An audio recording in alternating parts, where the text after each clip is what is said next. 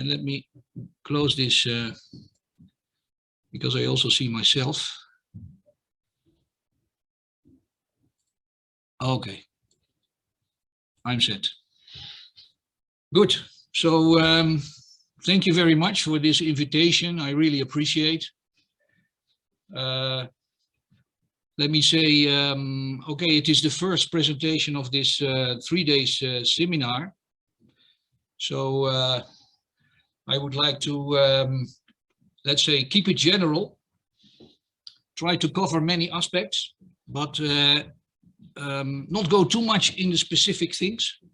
Would take too long from the first, and maybe each one of these elements that we are going to look at, of course, has serves a real presentation by itself. So I would just like to touch some basic elements with you, sometimes a little bit simple, sometimes a little bit more complex. So this is my agenda. Let's say my target is to finish by 11, hopefully, inshallah. So I have these arguments I put into a series of small, let's say, groups of slides. Earth and the resources, energy itself, use of hydrocarbons, being one of the sources, one of the elements that generates energy. What is the hydrocarbon value chain? Because we have to be aware of this chain to understand other chains that may be set up or maybe already existing. Geoscience and energy as a connection. Then some fields of applications of geosciences, not so much only for energy or anything geosciences at the moment or in the future may become important for or is already important. Then some, and the fields of, let's say, professionals that are busy in geosciences, something about technology and progress, and a few conclusions. So this let's say, short presentation of a few hours is not a story from the beginning to the end to have some conclusion. We just go and look at these different chapters that we sort of need to make establish some basic points. Sometimes it can be quite simple, of course. Now, let's go to Earth and resources. Especially nowadays that we are trying to use geosciences and look for different ways to organize the chain of energy. We set up the uses of resources. Let's take a step back and see how are the resources we use actually organized. Okay, here we see the Earth on one side in the universe. On the top right, you see our society. And the base right, we see Maslow's needs triangle, maybe a pyramid. The needs for people to have things, but it starts with physiological needs, safety needs. Let's put these basic needs are the ones that are most connected to our resources we use on the planet, from the planet. Let's say psychological needs or self-fulfillment needs, they come after this when we have the instruments, maybe your cell phone to connect with your friends. But basically we are talking about physiological needs and safety needs. How does it look like? I am just trying to set up a scheme here that makes us understand where do we use resources of the Earth and where do they travel to? And then resources from the Earth. This is where geosciences comes in. So let's make it 4 boxes. Energy maybe is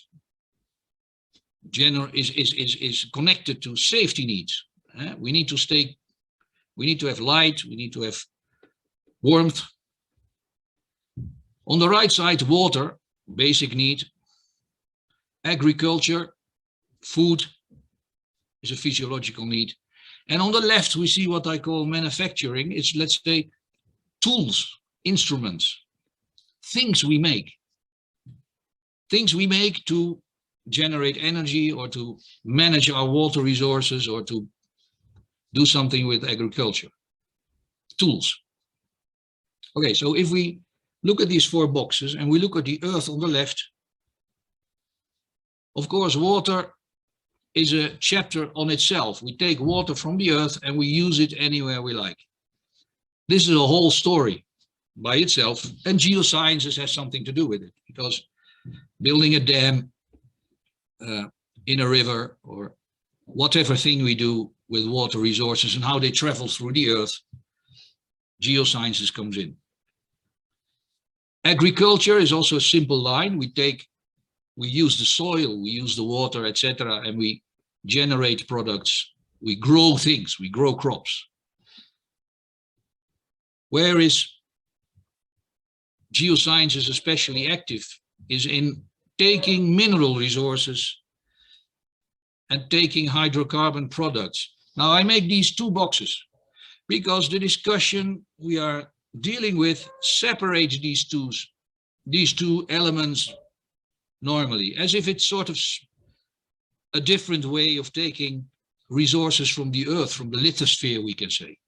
But basically it is of course the same. We can make a mine and dig tar sands, then it becomes a mineral resource. Hydrocarbons is also sort of a mineral resource, but let's split them because we use them in a different way. So let's say the mineral resources is the mining, and the hydrocarbon products is the hydrocarbon, okay, and the industry of oil and gas. So mineral resources we have to be aware of. I connect two arrows, one with agriculture and one with manufacturing. Why? Because the mining we must be aware of. Mining, we use much of the mining products to perform agriculture. We cannot give food to all the people in the world without mining. We are trapped into this. There is not enough agriculture without substantial products from the mining to grow these crops. Very important. Much of the time it is forgotten. On the other hand, we connect the mineral resources, of course, to manufacturing. We make things. So we need metals, we need cement, we need all kinds of things to build machines, buildings, tools, things. Hydrocarbon products, they are connected to the upper part of the diagram, most of it. We use hydrocarbon products, part of it, to generate energy, for example, gas, at some level also oil. And on the other hand, we use hydrocarbon products in the manufacturing. A lot of, it's well known, a lot of hydrocarbon products through the refinery go into things we need in the house, and not only plastics. Then we can connect another line between the mineral resources and the energy. Nuclear power. We dig things in the mines to feed our plants. So here is a diagram that shows us where are the things we dig from the earth going to. So now we are not yet speaking about what do we like or what don't we like, what is the best, what is the worst, what is more efficient, what is less efficient, etc.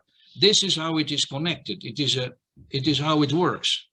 We can try to cut some of these arrows, but it will be very difficult just to cut away one of them.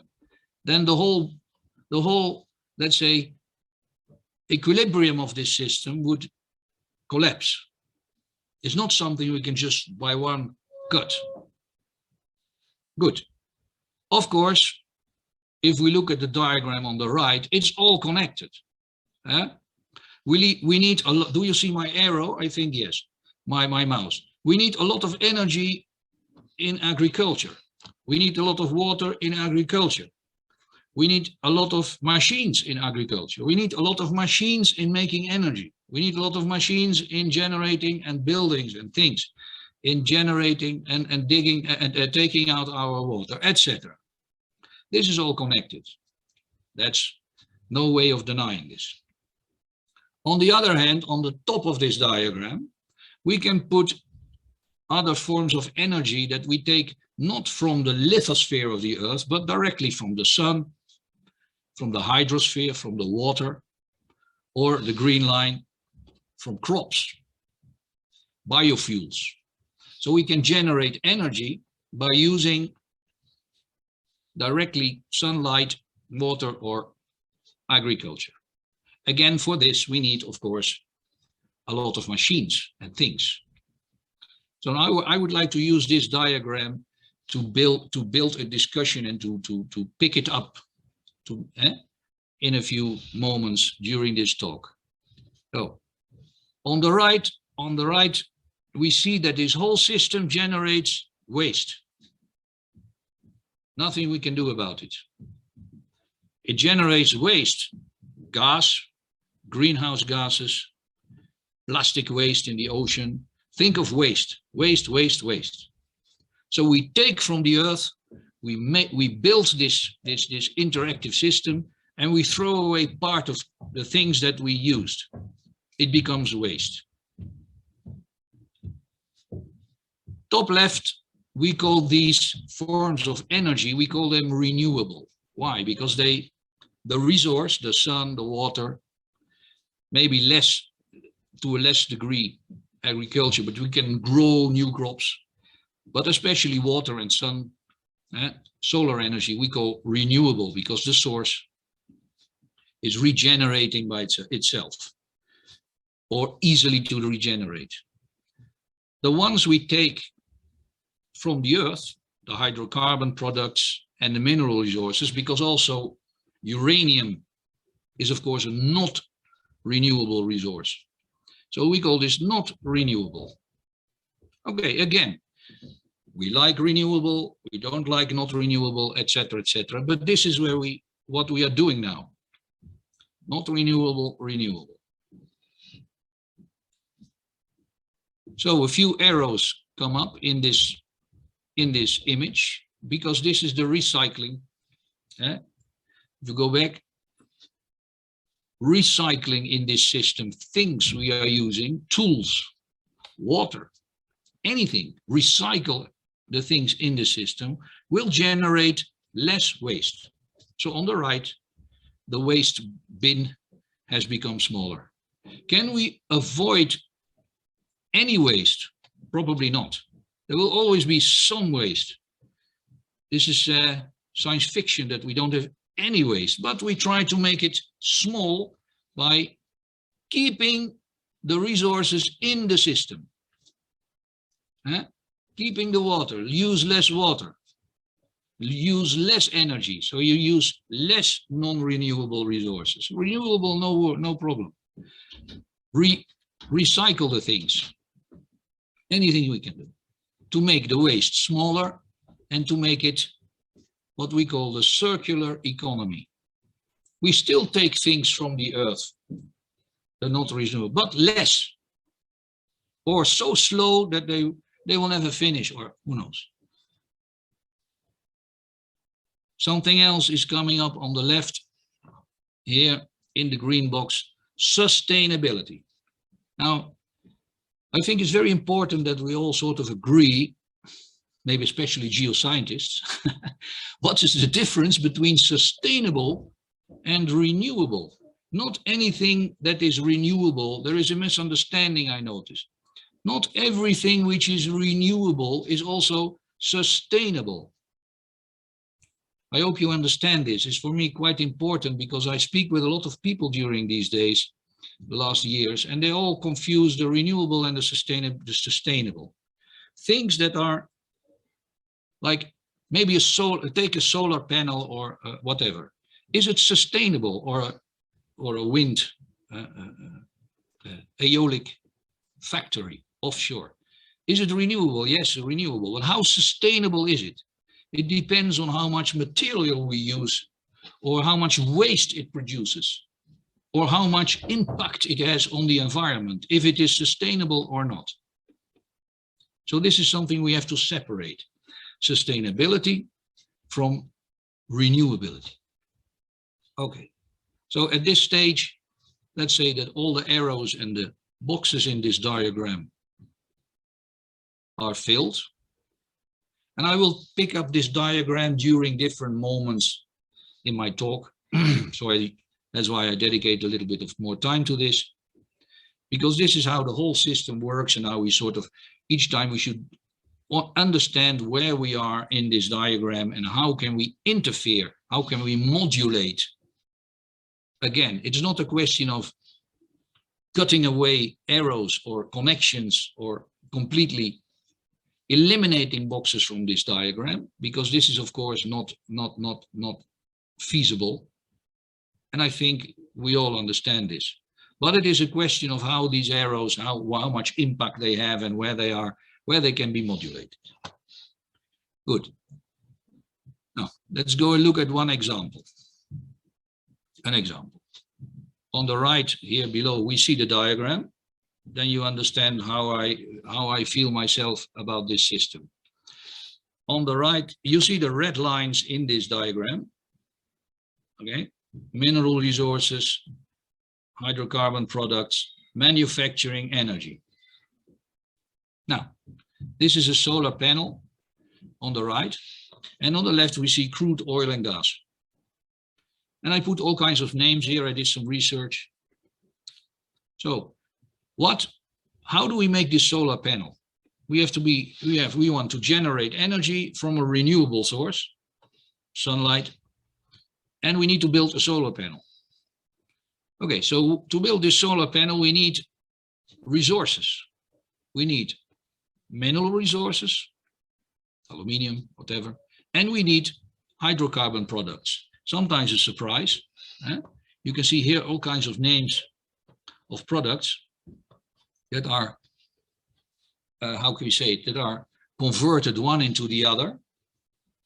Before we have the basic PET, polymers, ITO, and other things. It doesn't mean that here I am explaining how you build a solar panel, but here I'm just putting some of the elements we need to build a solar panel.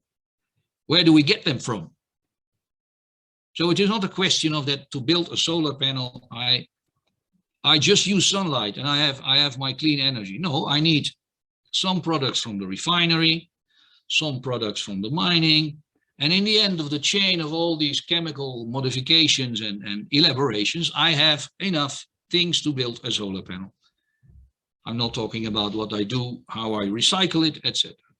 So this is just an example of how in this resources scheme of interconnections in the resources, things, for one example, go.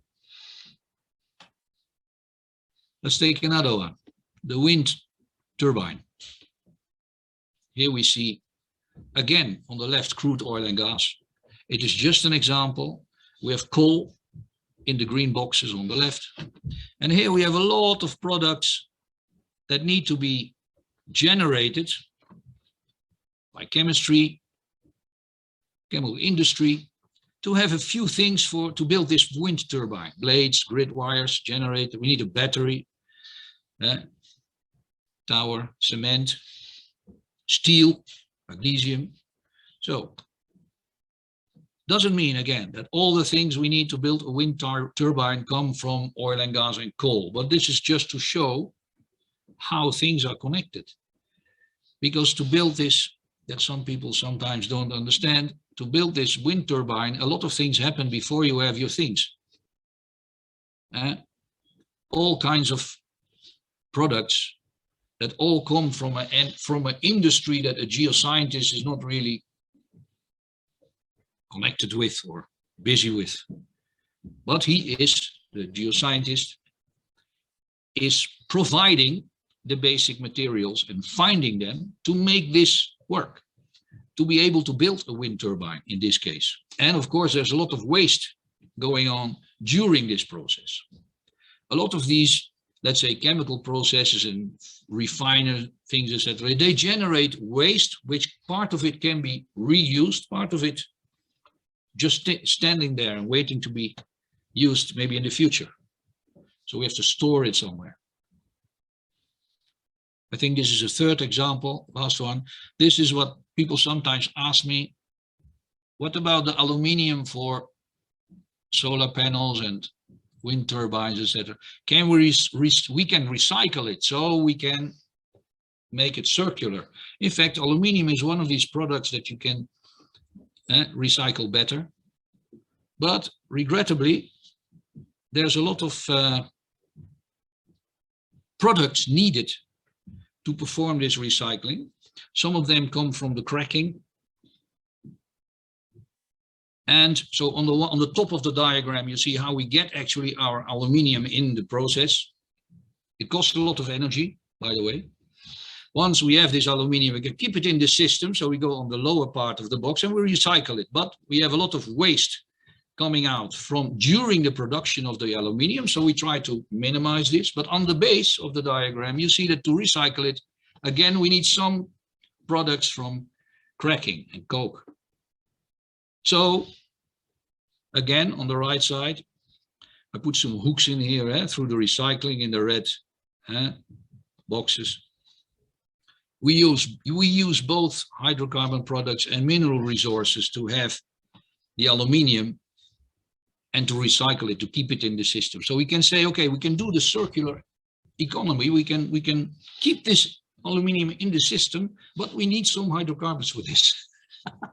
It sounds a little bit awkward, but this is how we do. And we generate, and we use a lot of energy to do it, generating CO2. Or you making this energy with renewable resources, but then we need other products. So this is just to make you understand it's not all so very simple as it is sometimes depicted. Okay, so that is Earth and the resources. The resources from the lithosphere and the hydrosphere and the biosphere, they go into the system to satisfy our needs. What about energy? Okay, energy, now we go into something that we are all very aware about. Energy, this is it, very famous curves. But I put this provocative one left on the right, on the left and on the right, because, well, of course, we all know this. On the left, we see the growth of the world population since a few centuries. Accelerating, you see the various regions in the Earth. So sometimes we can say, okay, Earth population is growing, we need more energy. Looks good. In fact, on the right, we see the energy we consume, and then normally we express this in different sources, biomass, coal, oil. How do we make energy with which resource? Renewable, non-renewable. And we see that certain sources of energy, they are constant, others they have grown, and others they have just come in lately, like the renewable ones. These are very famous diagrams. I'm not telling you anything you don't know already. And this is, of course, provocative on the left and on the right. We see this, looks like a correlation. So we can say, generally stated, we can say, okay, the Earth population is growing. More people, we need more energy to keep them safe, to keep them warm, to make products for them, and to have electricity for everybody.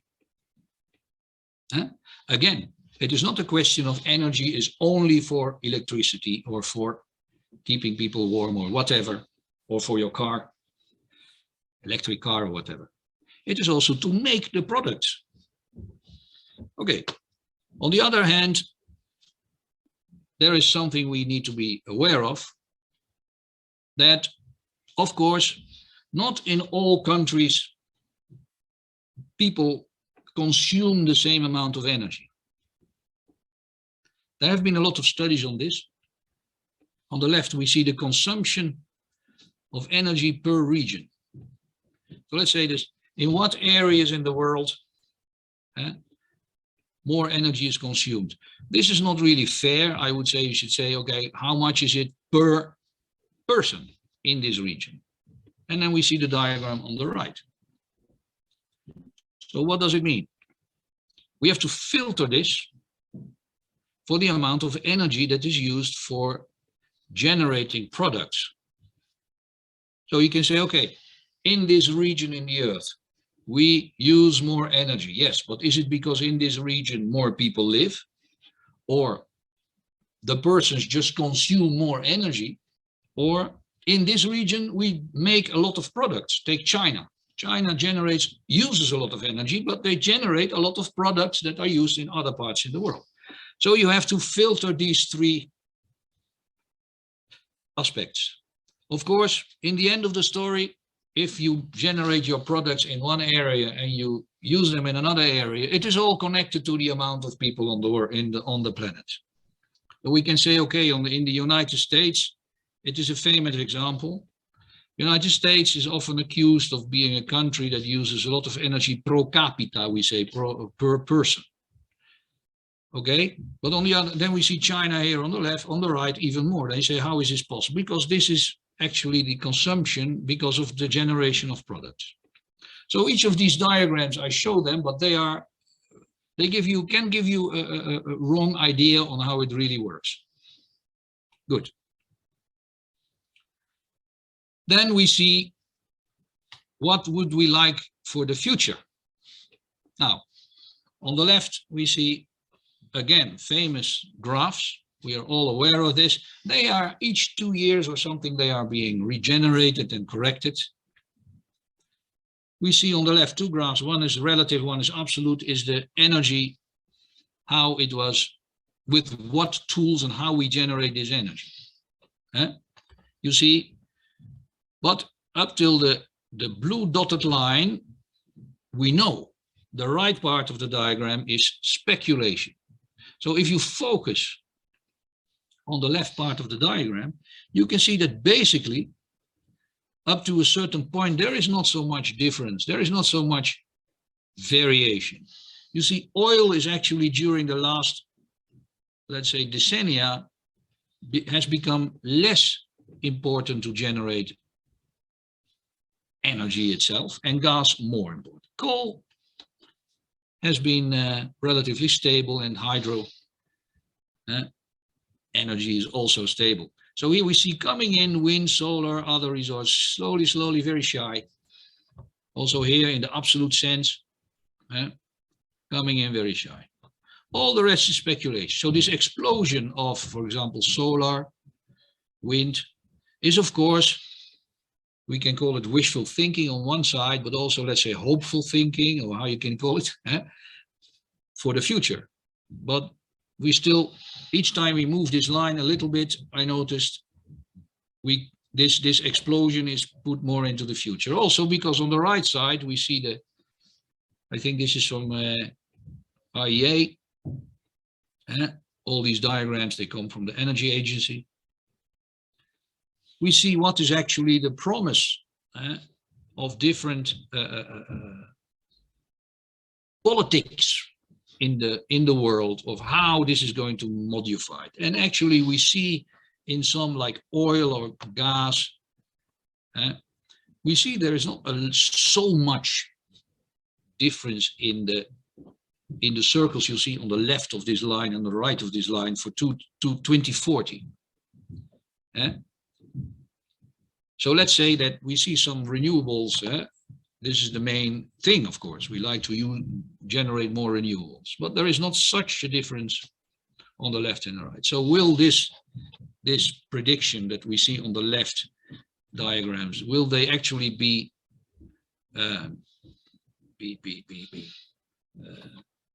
justified, become true, using this kind of policy we see on the right? We can doubt about it. Good. That is about energy. Energy, because it is connected to the resources that geoscientists look for. Okay, now let's do two chapters, let's just work on two thoughts looking at hydrocarbons. hydrocarbons, one of these areas where geoscientists are very active, have been always very active, and of course have generated a lot of know-how and technology. Know-how and technology that it's a common statement that we think we're going to use in other areas. So, use of hydrocarbons. Here again, you have these famous graphs. You say, but hydrocarbons, how are they in all this system? So what do we use these hydrocarbons for actually? So if you see on the gas on the oil on the left and the gas on the right, you see actually that only a small part of what is produced in oil is used to actually generate energy. The blue box here, 5%. We see power, energy. We see it's more the gas, 40%. Oil, on the other hand, has much more importance in transport. We know all about it. And in generating products, chemicals, here, buildings, roads. And you see gas also in the heating. Let's say heating and power energy. We have to connect it to the same need of persons. So here we see what we actually use them for. And that's why we basically have these two lines in the diagram. We use them on one side for energy, towards the energy generation, and on the other side to make things or to make things go, like transport or plastics. Both oil and gas. As I showed you in the diagrams on some of the materials we use gas for certain chemical processes to make things that we need to build tools. Good. Okay, this is a famous diagram, that famous pictures that you can find in the internet. All these things that in some way our oil is used for. Yes, it is of course important to be aware of this, but this is only a small part of the hydrocarbons that go into this, in paintings and electronics everywhere. So this is the connection between the hydrocarbons and the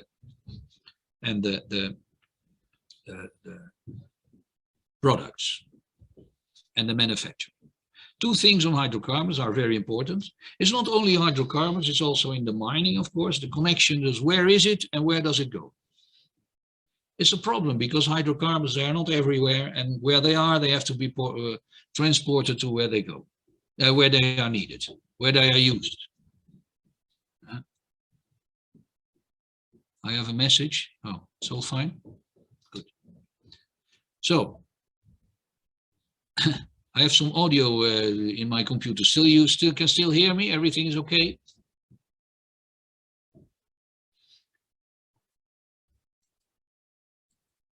Yes, sir. Okay, good. No, just once if the network is still working, everything is fine. Good. So here we have where they are and where they go. It's famous. We have all these connections between production and the transport. The same is for the gas. The same, where it is and where it goes. We see this nowadays in the Ukraine crisis, very famous, but it has always been like this. Somewhere we produce it, somewhere you know it very well. In Algeria, you produce it, goes to Europe. You sell it. Same for mining, of course, not only for hydrocarbons. But this is a basic problem in everything. So if we look at hydrocarbons, we see there are some reserves distributed all over the planet. Some countries still have more, some countries have less. We have places where it is more used. Some places more, some places less. And we have a time frame in how we think we are going to use it in the future and now. Good. So that is, let's say, the world of the hydrocarbons and the production. Now, let's go to the value chain.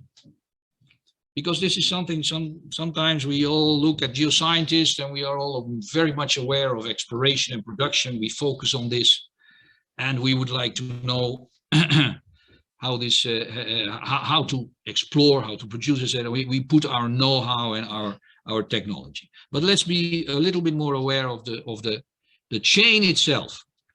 Because this hydrocarbon chain then influences through the whole discussion on manufacturing, using the product, and and modifying it in the future. So on the left, we see upstream, we go to midstream, downstream. Very nice picture I found, I use it like a long time. We have the finding and the exploration of the oil and the gas, production, drilling. We transport in all kinds of ways. And we go downstream, refining and marketing. Now, in Algeria, you are in a country that knows much about hydrocarbons. So you guys are probably very much aware of this chain.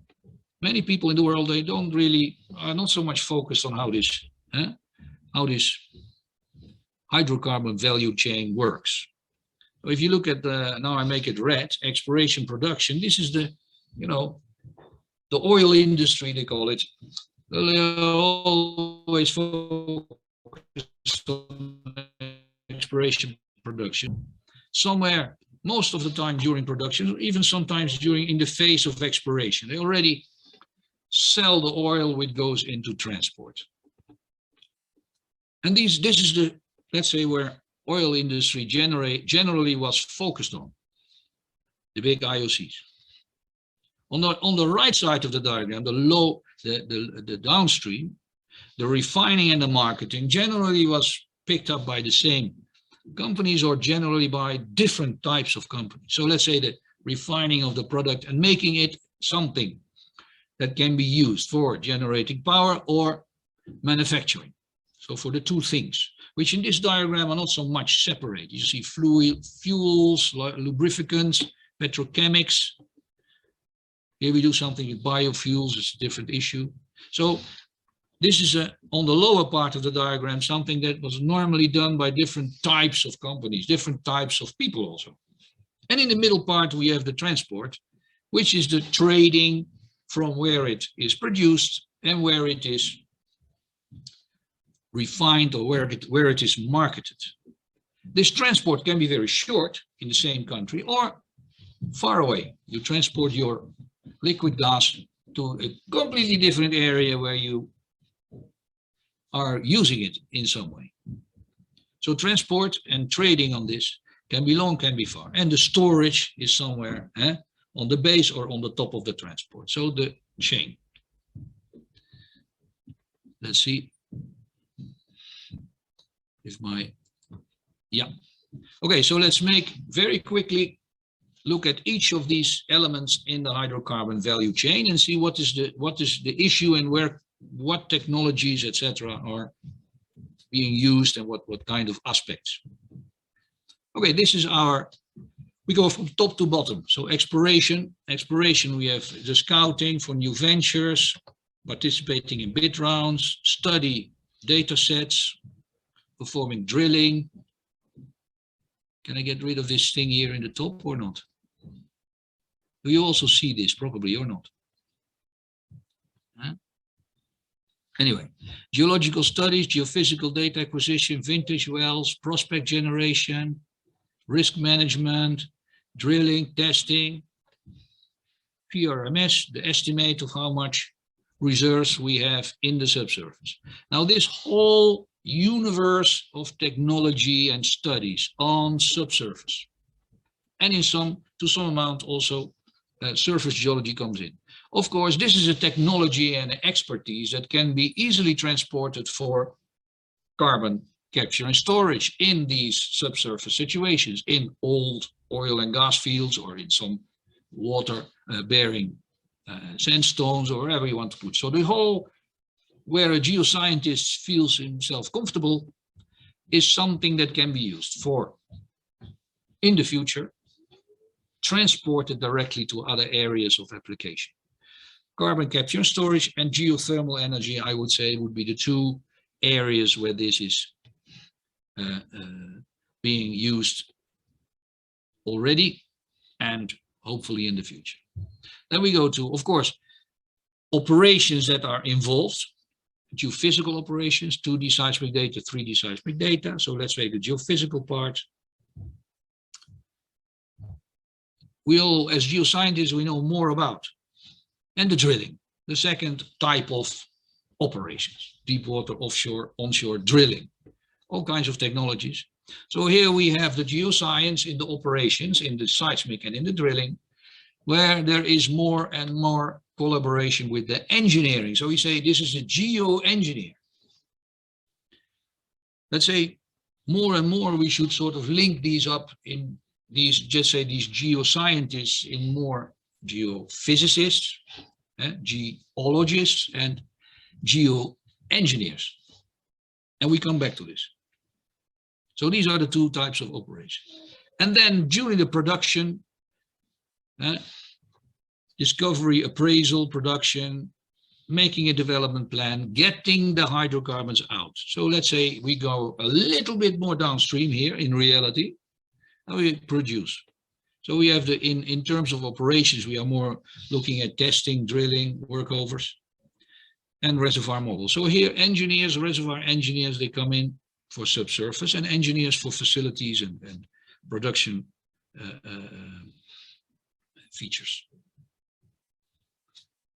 So then we go slowly down the stream. We go to the storage. We produce, we store it somewhere. We produce, had this picture here.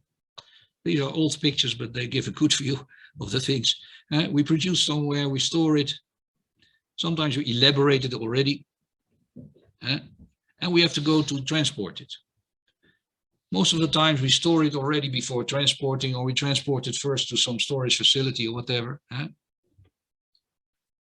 These are called hubs, halfway the transport, whatever. But this is a very close link between where we are in production and so we are going into the, here we get into the engineering of facilities. One step down, the transport itself, crude. These are just pictures to give an idea. The shipping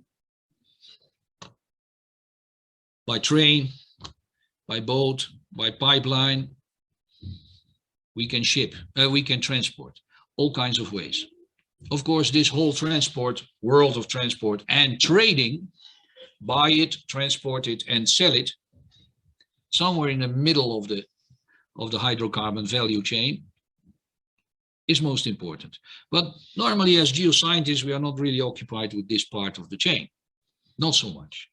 And of course, here we see, of course, the price of the oil, the crude, trading is much connected to all this. Price of the oil. This is from yesterday, I think. 90 barrels, 89. We already went to 93. So then we go one step down, the refining. Okay, we know all about it. It's a chemical thing, not really something that geoscientists are so much into. You have a picture that shows the refining. Chemistry makes most of it. And we make products. Products that can be used for transport, for manufacturing, and some of it for energy generation.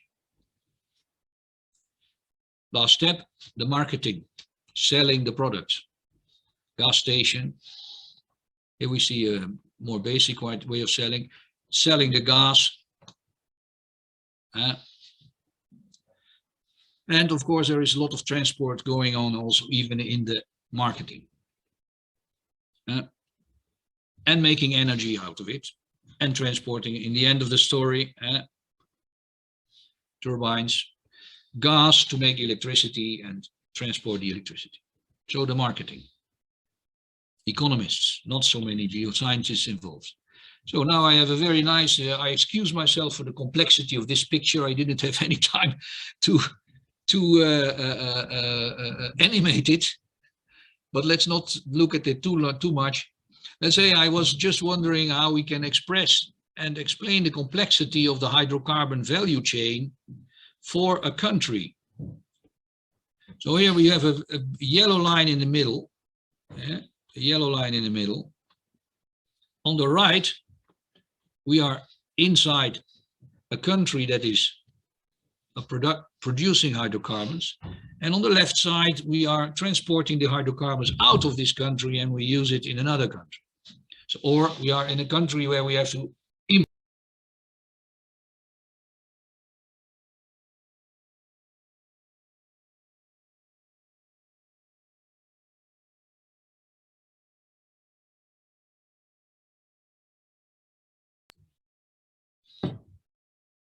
Can you hear me? I had a message to activate the audio. Yes, Can you all sir. hear me? Yeah? Yes, sir. We can hear you. You can speak, yeah. Okay, because I had message to activate it. I did. I said yes, okay. Important you can see and hear me and see the pictures. Good. So in the middle we have our society, the transport, aviation industry, citizens, and the picture we saw already. What do we need? And here we have all kinds of transports and things that happen with our hydrocarbons inside the country, transport it, store it, etc., before we can use it. And part of it here in this box I call trade goes out and comes in on the other side in another country where it can be used, where it can be refined,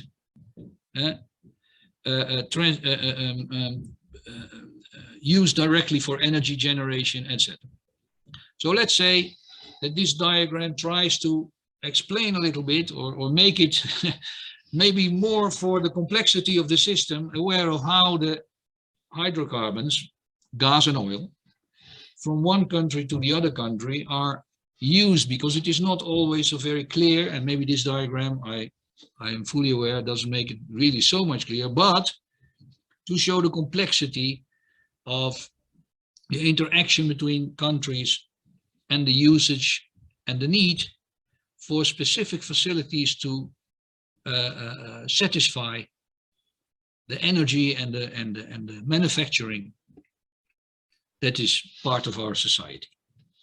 Okay, so let's not stop too much here, but just be aware of this, of the fact that the hydrocarbon chain is not just happening in a country. It is between countries. Pieces of it are executed in different areas. Good. You see? Here we go. Now, let's look at geosciences and energy. So let's say it's not a question only of manufacturing. Let's look at this energy generation and the geosciences itself. Geosciences itself. Okay, you can be a passionate geologist like myself, but of course, things that we do as geoscientists, whatever you are, whatever part of the chain you are, or whatever type of product manufacturing or things you are generating, there are aspects involved that geoscientists sort of are busy with. But this is a poster I generated for courses, also for not geoscience people. We are a lot busy with time. Time is very important in the study of geosciences, and space, on the other hand, on the right. Larger scale, smaller scale, from mountain scale to microscope. And in time, thousands of years, millions of years, billions of years. Time and space. Here, on the base of this diagram, we have, of course, the pure geoscience. The pure geoscience, like plate tectonics, cycles, rocks, structural geology, and some part of this science, of this geoscience, we call hydrocarbon geoscience, because it is about generating and accumulating hydrocarbons. But you can, in the same way, you can make a poster for the mining geosciences. What type of, it is just a piece of the geosciences as complete. It's not that we use all the geosciences to know something about hydrocarbon geosciences, part of it. And then geosciences, scientists are a lot involved in all kinds of operations. We already saw in exploration and data acquisition, operations offshore, onshore, and in the production of the hydrocarbons, the reservoir. So let's say this diagram, of the, which is from a long time ago, this is a 2008 version. Of course, we can use this diagram very easily to say geosciences where they are busy in making generating geothermal energy or storing or in the mining. Because it is all about geosciences, part of it is used in the specific realm.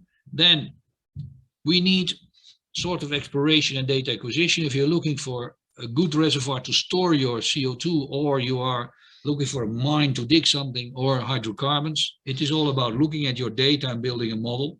There are always operations, even Mining can be mining operations, but operations like drilling and seismic acquisition. And then you're managing the resources while you are exploiting them. Updating your models, etc., etc. So this is, I say, geosciences generally. Okay, geoscience is purely space and time. It is let's say the geosciences itself.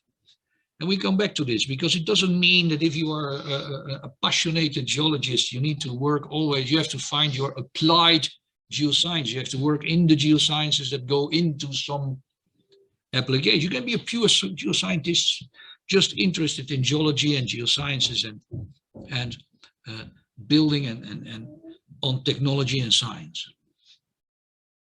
This is some way of looking at it in another way. The aspects that are involved in geoscience. Sometimes geologists, they are seen in this way, lying on an outcrop, studying it, classical way of the geologist, looking at geology. On the right side, things we are aware of. We need to build models for subsurface and surface. It's all quite complex, very beautiful picture. I think myself, this one from the United States Geology Service. Okay, some aspects I put in the box: small scale, large scale, surface, subsurface, manual to geophysics, geophysics to remote sensing. Let's say all kinds of ways we look at the Earth, and as scientists get information out of it. We try to do it the best we can. Technology advances, and we come back to this. So, but let's take a look at where do we get our data. So this talk is not about to explain people what is geosciences, but just to put some aspects, highlight them, because these are things that are going on and that are evolving. The data that we get as geoscience scientists that are used in all kinds of realms. Course, can be deep or shallow. The rock. From the same wells or other wells, data, logs, and testing. We use this. From the lower left to the upper right, I go make the scale bigger. Outcrops. We can go directly with our hammer, make pictures, 3D scans, drones flying over them. So we can look directly at the rock. Directly at the rock is the cores and the outcrops, of course. Thin sections, we can make, like I put some arrows here, we can make from outcrops and cores thin sections. Look at it with the microscope. So we need tools to look at this. The microscope, the drilling device, the log device, the drone, etc. The hammer. Seismic, bigger scale, geophysics. We are not looking directly at the rock, we are looking at with a machine. So the data are already digital. And a bit on the same scale or a larger scale, remote sensing. This is a picture from an area I'm working on. Actually beautiful. So all these ways of getting data today, they are making enormous leaps in quality because all the instruments, technologically speaking, they are getting better. But of course, as it is put here on the top, each instrument has a limitation, and these limitations we try to make them smaller and smaller. Most of these data are geophysical, so they're not directly on the rock. And we have to elaborate them to understand what do I actually see. Can I get rid of this? I have this. No. Okay, let's go back. Parameters that can be measured in all these observations, they are different. So we can observe different kinds of things. And the data we collect, they have different dimensions. They can be 0, 1, 2, or 3D. So let's say the space we occupy with these observations has a different meaning. And we have to elaborate it to understand what is the meaning for this, for the 3D space and the time. Exactly.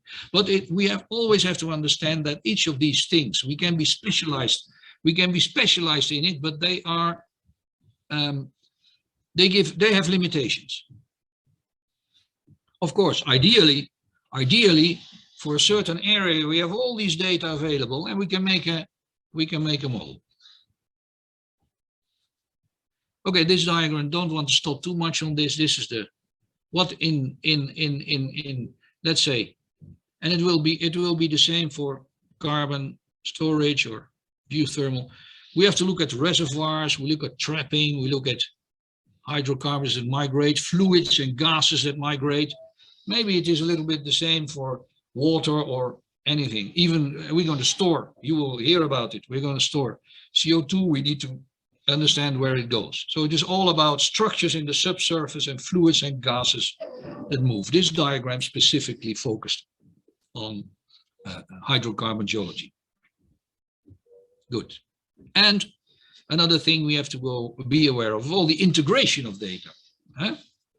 Also this one, old picture, to show that all kinds of data that are collected, even in outcrops or with geophysical instruments, and which represent different scales, have to be united in some box.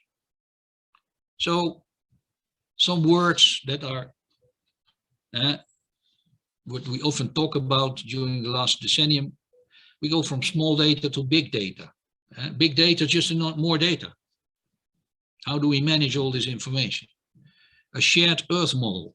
How do we have a box where we can all look at and see all the data? Or is everybody just working with his own box, his own software?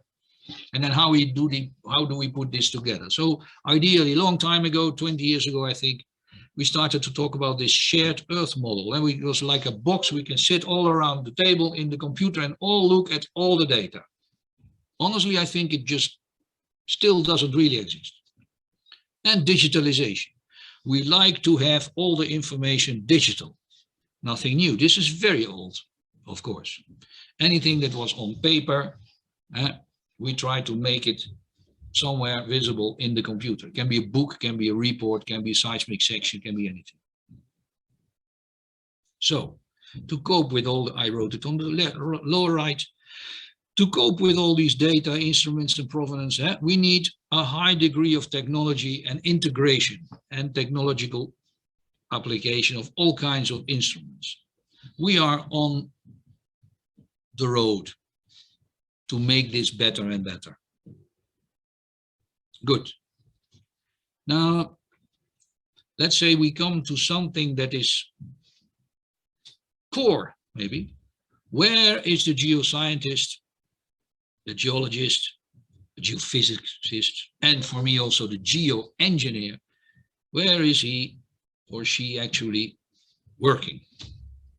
And how does it go in the future? Okay, I use this, I call it a flower, the flower of the, it's a nice word, of the realms and the sectors where geologists, geoengineers and geophysicists are working and will be working.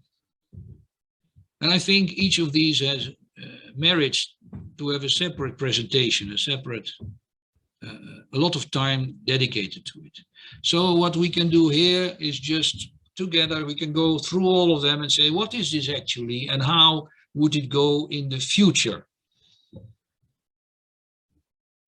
Okay, you see, I try to make sort of a subdivision. I try to make a sort of a grouping them in groups, because these groups in a certain way, they require special skills and special experiences and tools that are a little bit different, but many of these, they share the same technology. So let's go through them one by one. Energy, what we call with a very fashionable word, the sustainable energy mix. Beautiful. So it already tells us that we like to make it sustainable, but it must be a mix. So we are going to make energy using different kinds of resources as sustainable as possible. Okay, I made 4 groups where geoscientists in some way will be and are already heavily involved. And as you see during this seminar of 3 days, some of these, they can be subject to a special presentation, like last day, the carbon capture and the storage. So carbon capture and storage, of course, is because in different places in the whole system, we generate CO2 and we like to put it somewhere. As long as we generate it, we need to put it somewhere. We don't generate it anymore. Okay, so we have cement. We make cement, we generate CO2. We make steel, we generate CO2. We burn gas, we generate CO2. We make products out in the refinery, we generate CO2.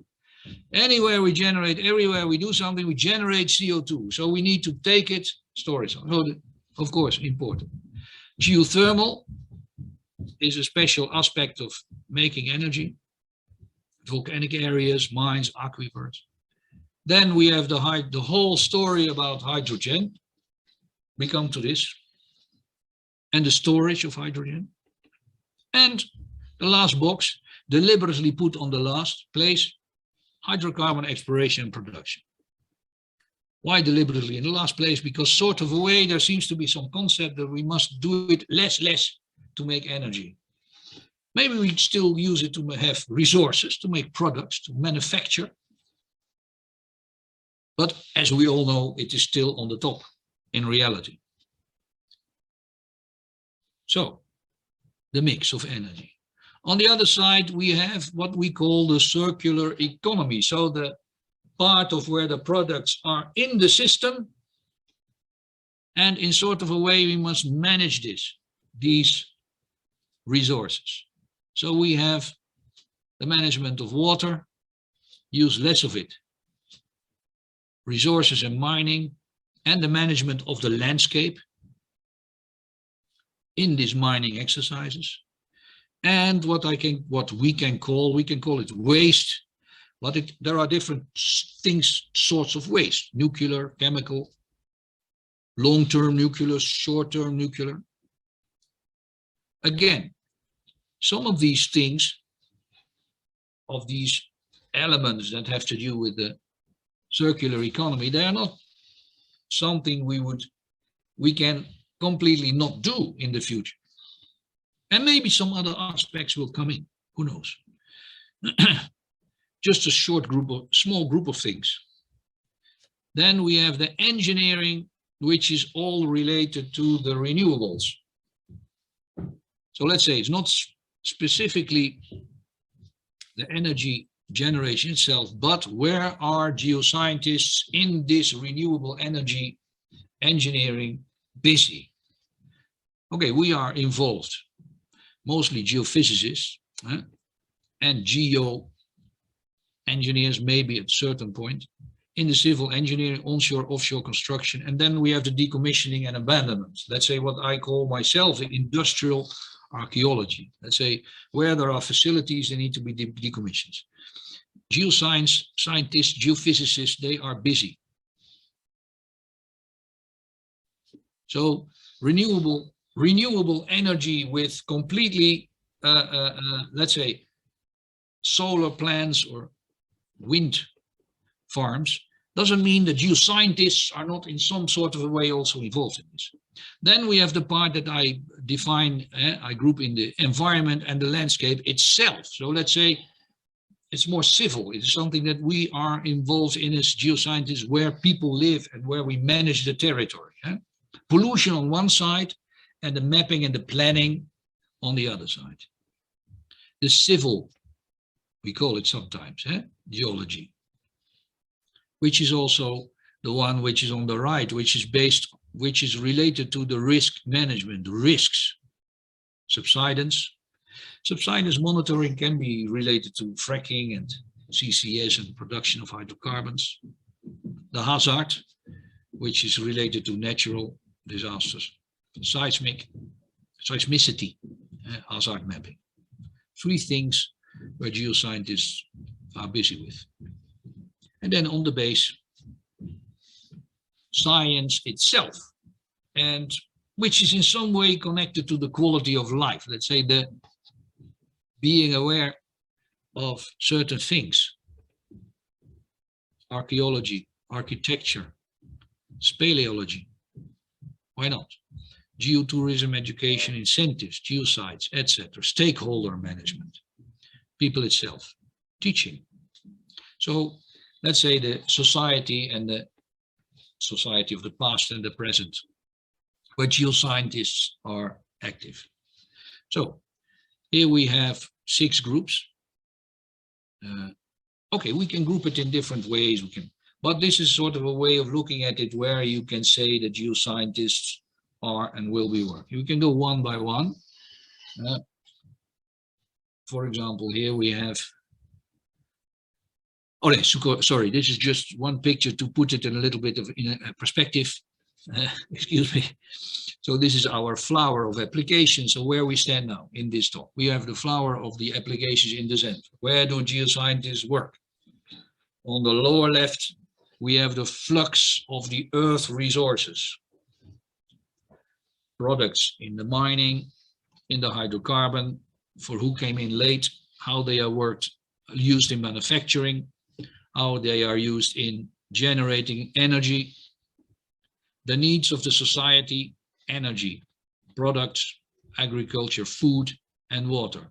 Nothing can be done without influx from materials that come from what we call the lithosphere as geoscientists, hydrocarbon and mineral resources. On the other side, water and the agriculture itself. And in this system of things that in the society are necessary, everything is of course connected. Products we need for agriculture, products we need for energy, products, tools we need for water management, etc. On the other side, renewables come in, but we still need hydrocarbons and minerals to manage these renewables, to generate energy with them. It all creates waste, and we try to make this waste as small as possible with a circular economy where all these things are kept inside the system. So lithosphere, hydrosphere, biosphere, atmosphere, and space like the sun, it generates things that we input in this system, and we keep them in as long as possible. Some of these are renewable, some of these are not, and sustainability is a different aspect. If we are negative, cynical, we can easily support the fact that none of this will ever become sustainable. Too much agriculture, too much crops, too much energy. Is it sustainable? We still generate always waste. How long are we going to generate waste for another 10,000 years? How much waste? So some of these products will simply finish or become so small that they are too expensive. So how do we cope with some things that we still need, etc.? We come to this. So how sustainable can you make the system? You want to make it as sustainable as possible. On the right, just a nice picture of a future beautiful society. And on the left top, we have let's say the most mentioned applications where geoscientists are busy.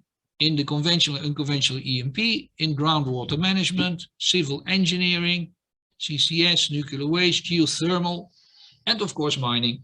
But this is more related to the energy. Okay, so if we go to take a closer look at each of these, I think it merits just to stay and just a minute to each of these where we as geoscientists have to be involved in or are involved in already. So if you look at in this flower, which we see in the center, for the different groups. Okay. And what are the critical points? Will it be done for a long time? Has it never been done? Or are we going to do it differently? Each of these. So first one, sustainable energy mix, the carbon capture and storage. I don't want to tell too much about all it. There is a different presentation of a lot of time you will dedicate to this. Is fine, it's good, it's important. Only thing, we need to understand from the left to the right, where is the CO2 being produced, the supplier, let's call it, and on the right, where is it being stored? So it is not a CO2 from one or two or three things specifically. Most of the applications we see today, and actually for whatever, if it is done or not, if it is just a project or a plan, we see as close as possible to where it is being produced. Because trucking, pipeline, transport or shipping costs a lot of money. So it can go to, this is an old picture, it is 10 years ago. I was busy with this. And well, it was about 20, it could go to 25% of the whole cost of the whole system. It can be higher. You will hear a lot about it. That's why. So production of CO2 can be in the steel, in the hydrocarbon industry itself, we have even fields that produce CO2 directly only, or a lot of high percentage. We can produce CO2 by burning things, electricity plants, burning gas or coal or whatever. So it is being produced somewhere. Steel, cement, are good examples. We have to transport it somewhere, we have to store it somewhere. And during the storage, we can think of using it during this storage also for something that is beneficial for create like cushion gas for gas storage in fields, whatever, or just store it and that's it, and then look at it for a long time if it is still there and how safe is it. Good. So geoscientists, they have a lot of their effort and technology and experience they can apply in this field. We go to another one, which is the geothermal. It's still on the top part here in the sustainable energy mix realm. You can look at volcanic areas, mines, aquifers. This is something which is old in a certain way because it is done since a long time.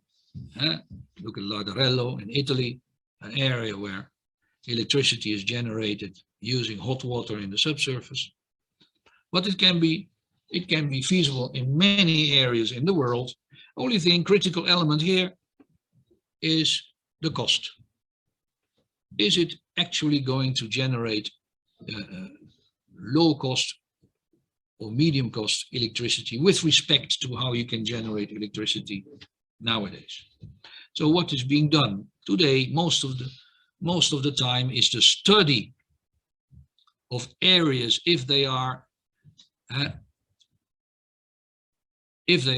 potentially useful to generate geothermal energy, to invest, to build facilities. And in the study and the feasibility and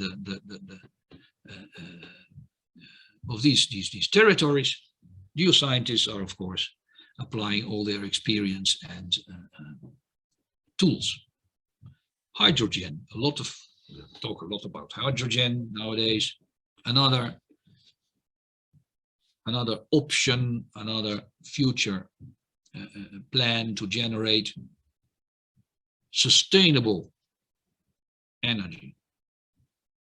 We have to be aware, of course, that hydrogen has different types depending on how you generate it. Blue on the right, we just use methane, reform it, or methane can also come directly from gasified coal. But of course, you already see in this picture that then we assume that we are going to store the CO2 that comes from this generation of hydrogen. Because if we just generate hydrogen from natural gas, it's good, we can do it, no problem. But then we just move around a lot of CO2, which then becomes less sustainable. Not that it cannot be done, but it is less sustainable. On the left side, we see the beautiful picture of the green hydrogen.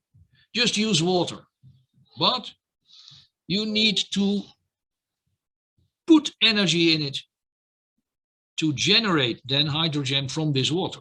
So if you have clean energy to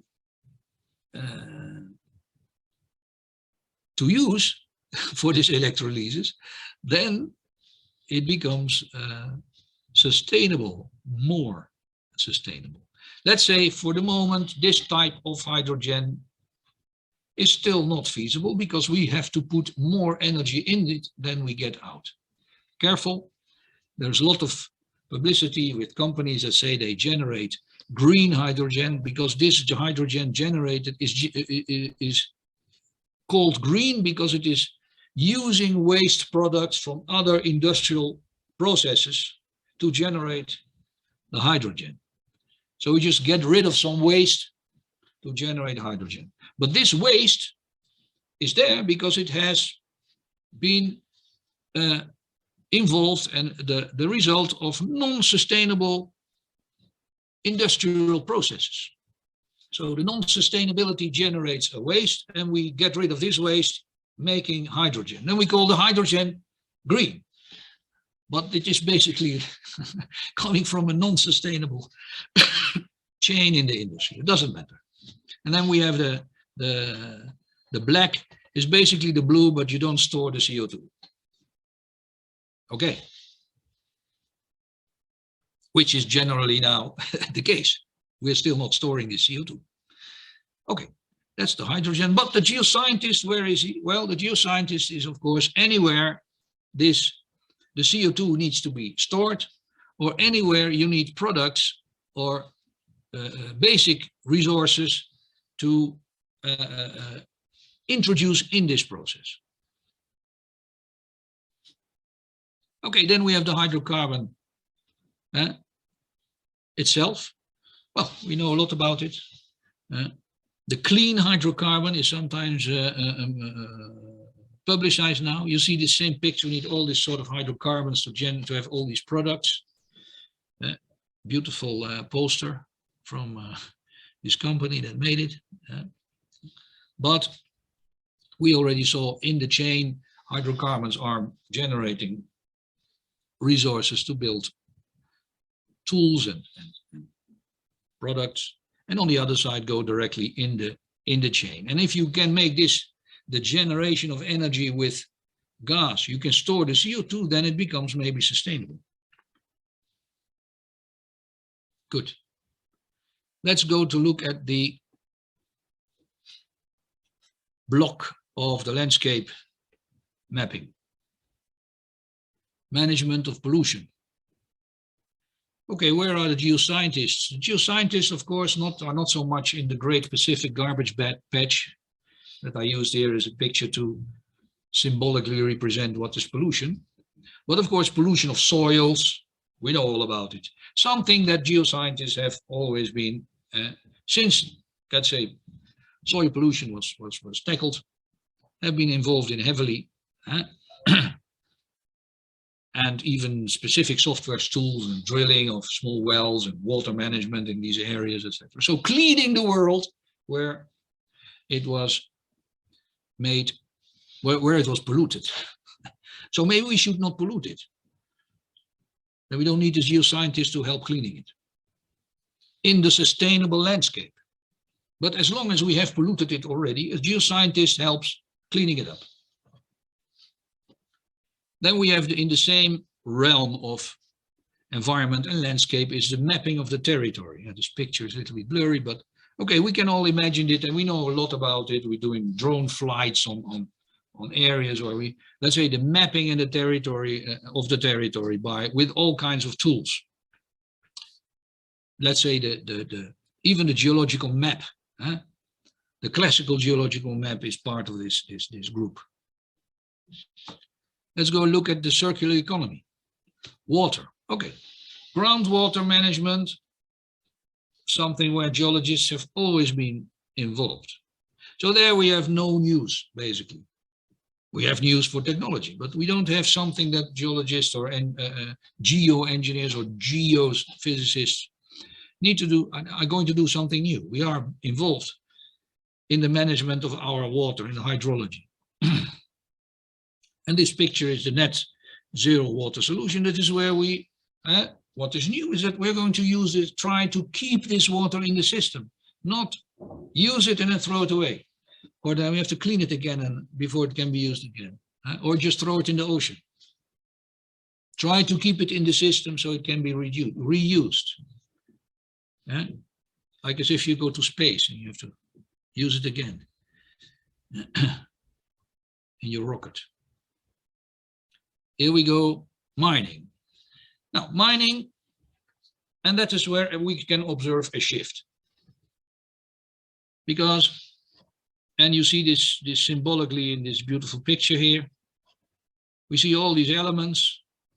And you see we go from an era where we used basically the most important products are very simple. Now we have so many basic products that we need, especially to input as resources in the system to build machines for, as we saw in the beginning of my speech, to build all these tools, facilities, to generate sustainable energy mixes or introduce more renewables in the system. So mining, the landscape of mining and the management of mines is going to be something that in the future more and more will be more and more important, and geoscientists are of course in the core of this system. And then we have the part of the storage. Of course, storing waste. Many times we think about nuclear waste. Is nuclear energy going to become more important in an era where we want to use less and less coal and hydrocarbons? Let's see. Are we going to be in a need of more storage facilities for this nuclear waste? Let's see. How long are we going to store this nuclear waste? There are alternatives to have shorter term nuclear waste. Could be. And we don't only need to store nuclear waste, we also have chemical waste. And nuclear waste, of course, we have a lot of nuclear waste from our hospitals, etc. We need to store for a short time. So here, of course, geoscientists look at the sites, monitor the sites. We already know about this as geoscientists. Then we have the risk management I talked about. Risk management. We are more and more aware that we should do more about this. We should involve, there should be more studies. And of course, all the industrial activities like shale gas or whatever, in what countries it is being done, but also mining itself, sequestration of the CO2, dams, anywhere that could be, for example, necessity to monitoring the subsidence or uplift, microseismicity. We are involved as geoscientists. So this is something that is growing and growing. The diversification of all these activities, of course, makes the, let's say, the profession of a person that needs to, is busy with subsidence monitoring and microseismicity, a geophysicist, more and more important. Irrespective if you want to do it or not, if certain activities or industrial activities you want to do it or not, because there's always, you want to go to do hydrothermal energy, you need to go and manage the seismicity linked to the dam.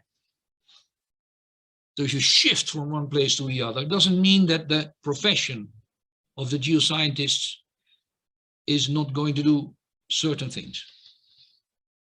Okay, the mapping of the hazard. We can do, of course, better and better analysis of mapping of hazards, floods, landslides, tsunamis. We know all about it. And the tools get better and better. We can do a better and better job.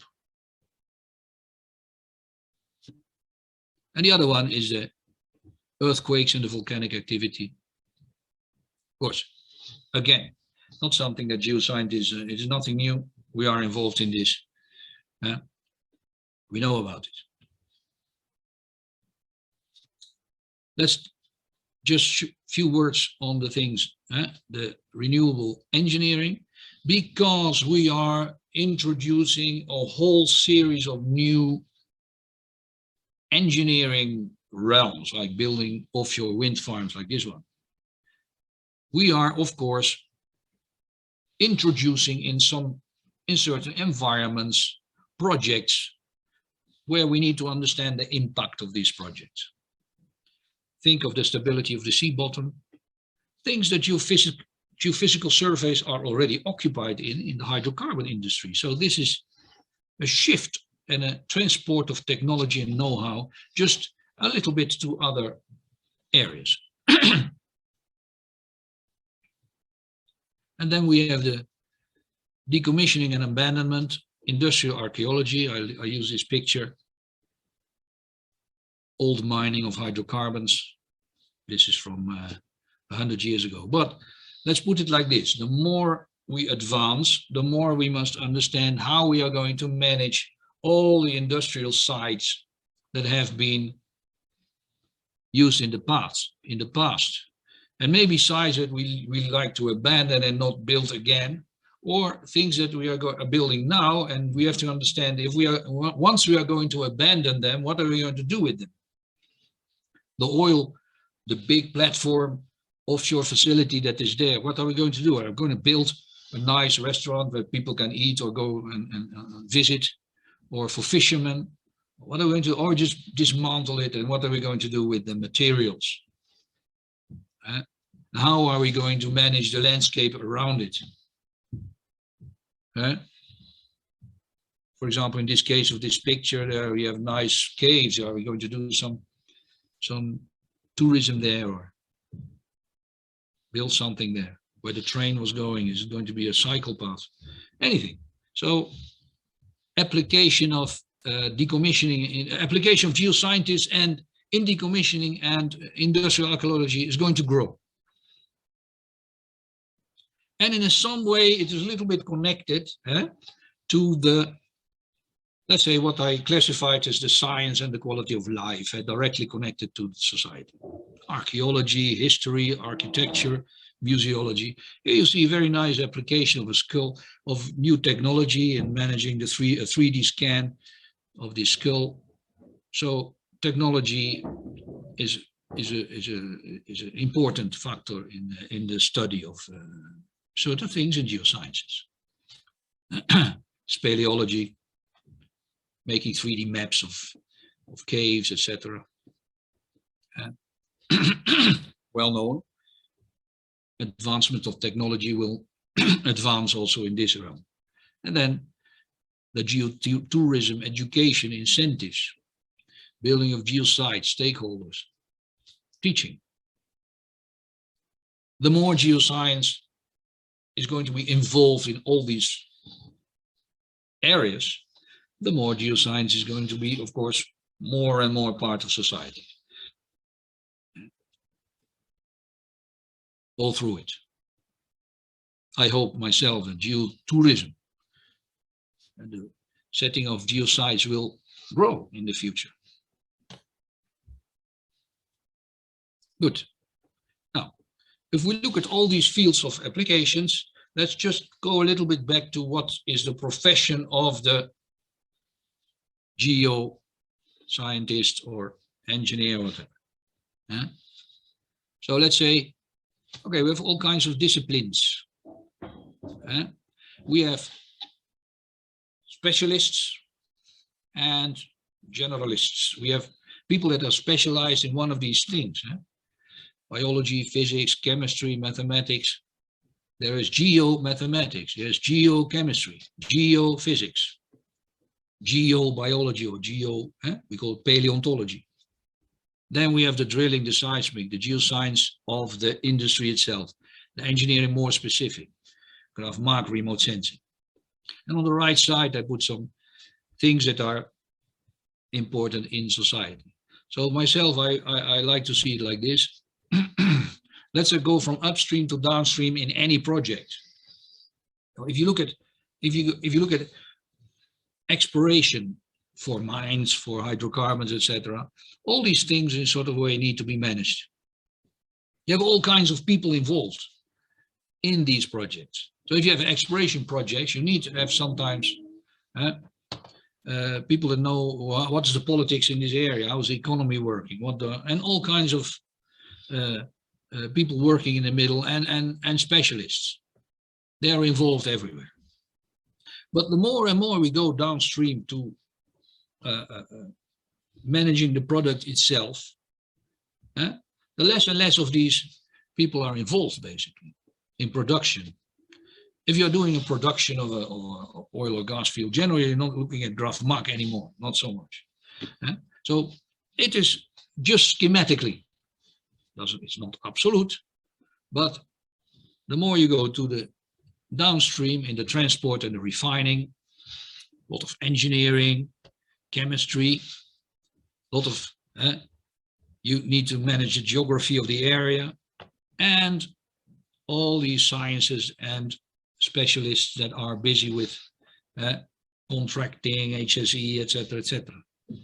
And in the end, in the marketing, you just forget about all this geoscience and you just focus on on the people where you need to sell your product. So let's say, if all these, on the left side, we have our geoscience. We, of course, downstream, we are less and less involved. But as you can see, some of it here and there, some of it still needs to be managed even in the marketing. The site where you're going to build your plant needs to be managed. As a geoscientist, you need to look at the soils, the water management, etc. So the geoscientist is, of course, more and more specialized going to the right. And if we organize it in a different way, we can say on the top bar, we have the studies, like where geoscience and geology, engineering, and geophysics, the reservoir modeling, the studies, let's say the pure technical people. Then you have the management, exploration upstream to downstream to reservoir management of your projects, and the operations, seismic drilling facilities. So if you organize it in this way, you can say, well, this is the comfort zone of the geoscientist. He is more involved in the studies. When it is basically still in the exploration and the appraisal phase, he is busy with the management. And he is, of course, very much involved in the seismic and the drilling and in the geoscientific part. When you look at the engineering comfort zone, oh, sorry, it's moving around. Go back.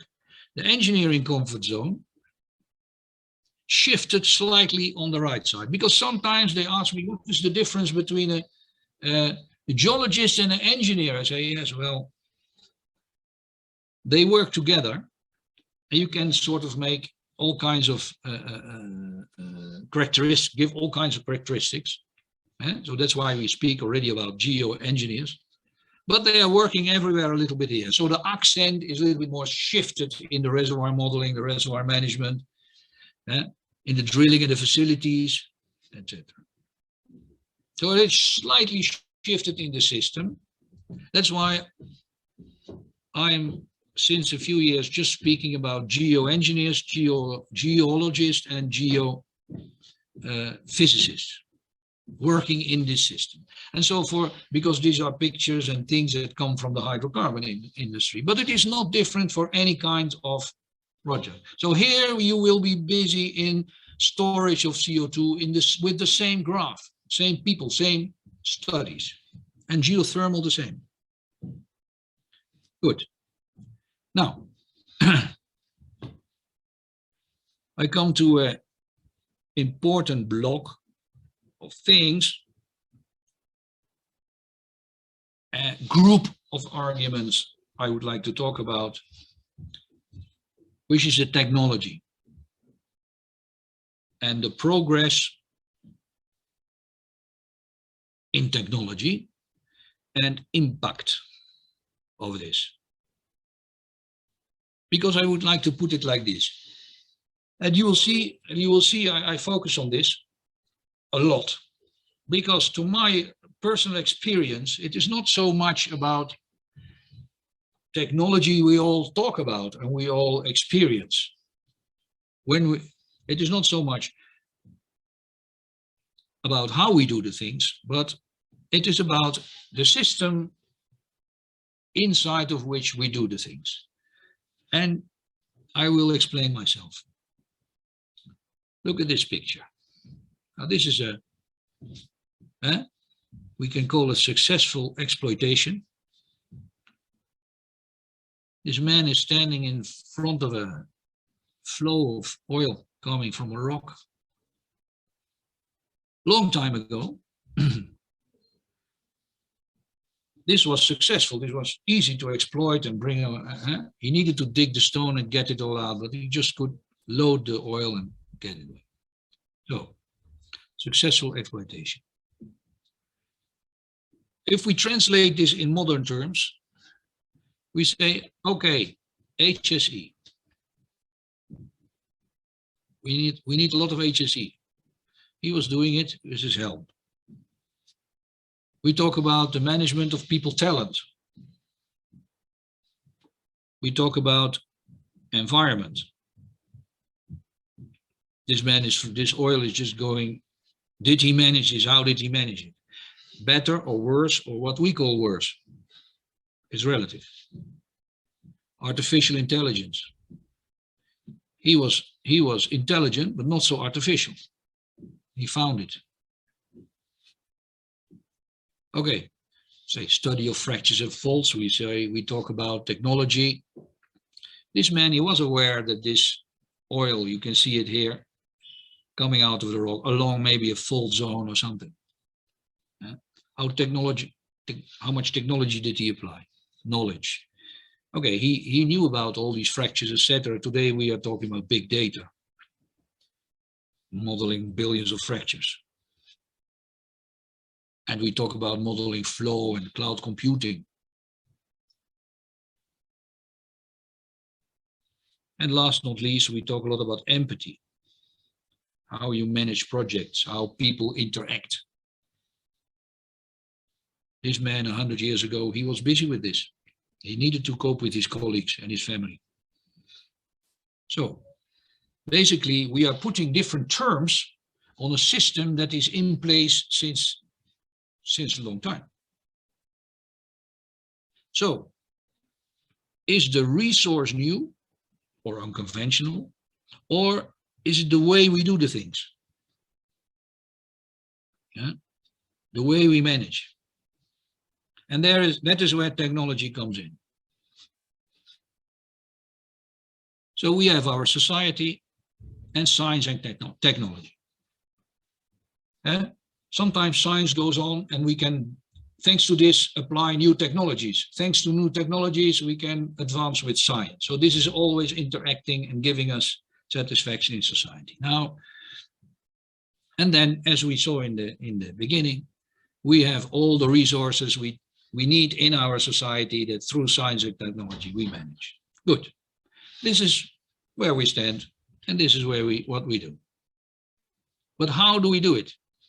Now, a few years ago, I was asked to be in a forum in a conference in the Middle East, and everybody was talking about many things.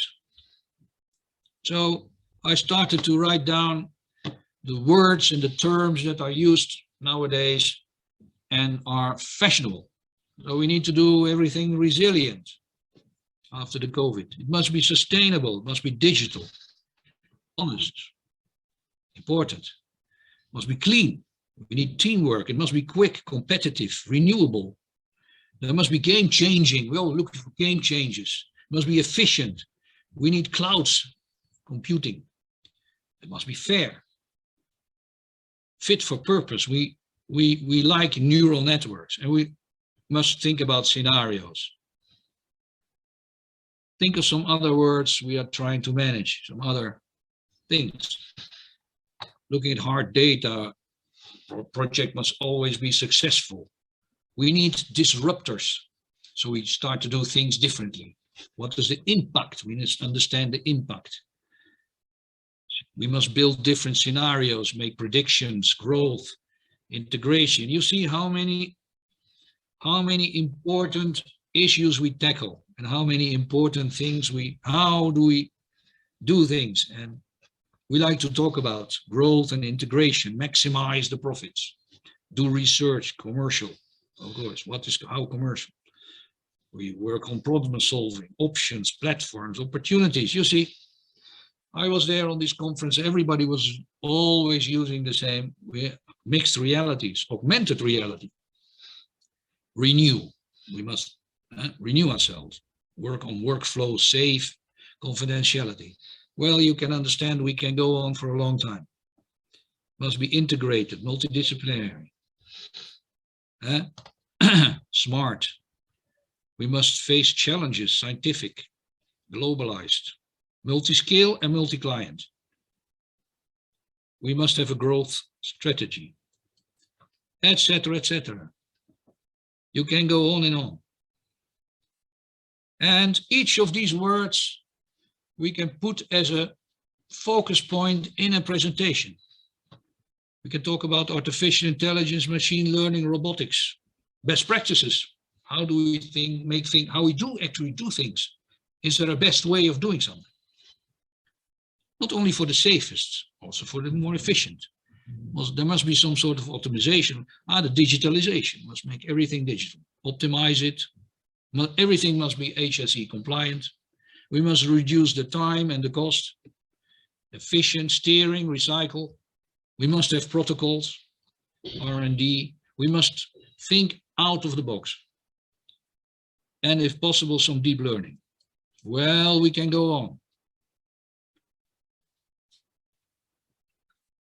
Nanotechnology, written small, big data, replace, compliant, multiply, de-risking, very important. All the data, we must understand what is the fuzziness and the uncertainty. Something new, because how can we quantify the fuzziness? Cloud computing, competent persons reporting. We are thinking about partnerships and the Internet of Things. Very nice. Human capital for human resources. How do we manage the value of the capital we have in the persons that we have working for us? And we must have a vision. Well, you see, these are all things we would like to introduce in how we do things, how we do it in the best way. I'm sure that you can think of many more. So my challenge is to write an article. All these terms are used only once. It's just to joke about it. Say, okay, we can try to write this down and think about it. How can you underline all of this? 1 second, somebody is knocking at the door. Give me one small break. Hello?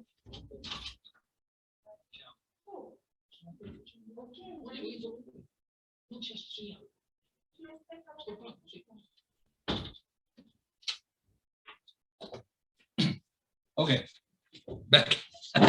Sorry, guys. Good. Because there's no coffee break. Good. So these are all the things we find fashionable, and they change over time. Good. And we will come back to this, how we do things. So now in technology, we try to apply technology in all these aspects. And for geoscience, I thought of maybe putting up a small diagram and we are progressing now towards the end of our brainstorming, let's call it like this. Geoscientists, they work on projects where a lot of technology nowadays is applied. And just this picture here is just generated. We can take more time to talk about it, because I noticed that we all work on what we call modeling. Now, I would like to just again to create some sort of a framework. Say, okay, static modeling. We reconstruct the most probable present day state. We must build a model to store the CO2 of the subsurface. Seismic interpretation, fracture modeling sometimes, geological mapping, all kinds of things that make us aware of how is the situation in the subsurface or the surface now, static. Then we talk about kinematic and dynamic modeling. So kinematic modeling, only the movement involved. We look at the strain ellipse. Dynamic modeling, we involve the geomechanical things, the properties, fluid flow, stress ellipse. Now, kinematic and dynamic, the modeling of the movements or the change of state, we have to look at time. So we apply it to the static model and we make it move in time. But we can do this in two ways. We can do a forward modeling. So we start with an initial state and we simulate a process like geomechanical deformation, like even sandbox modeling, fluid flow, lithosphere modeling, geomechanical. So we put the CO2 in, for example, and we in this present state, and we see what will happen in 10,000 years. Or we start 20 million years ago and we deform this to see if it actually arrives in what is our present day final state. Does it look like our static model?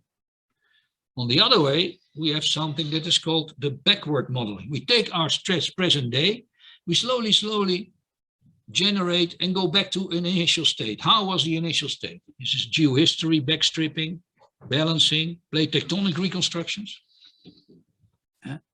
But we have to understand our technology and our best practice.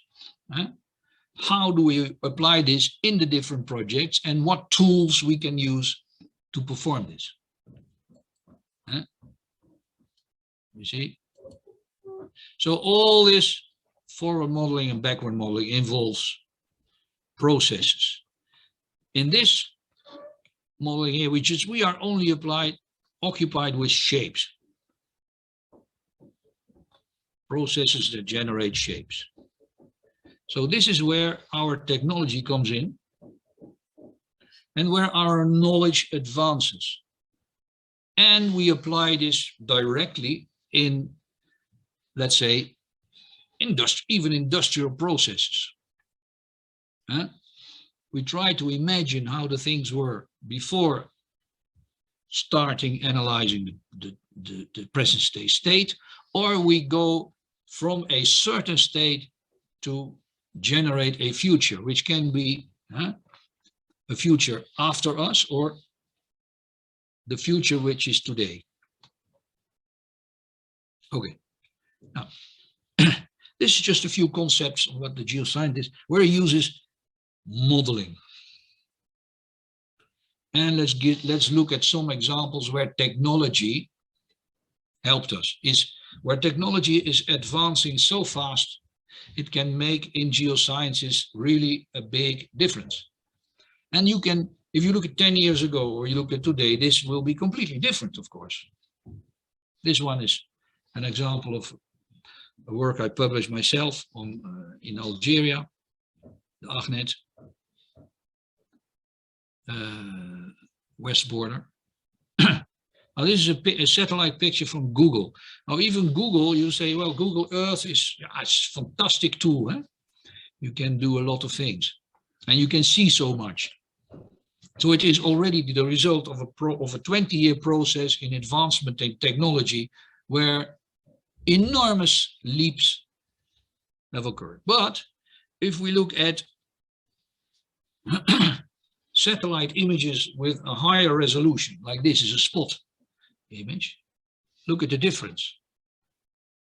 Another enormous leap in quality.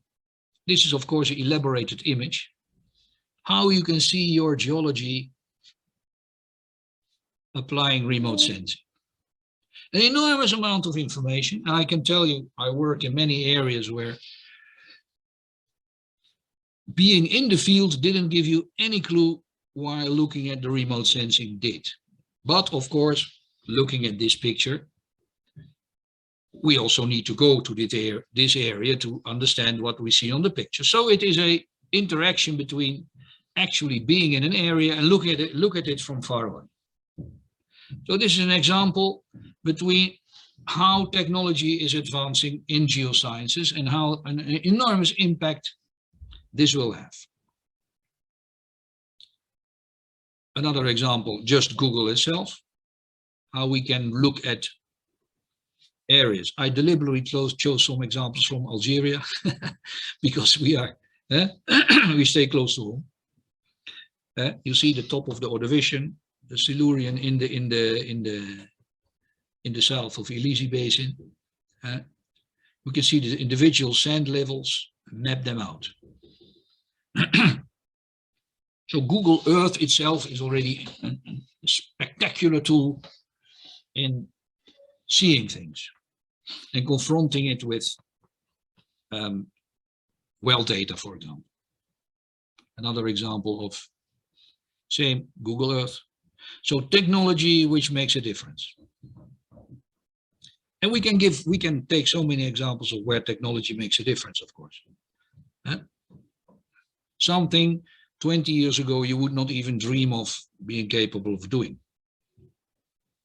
Digital geological mapping.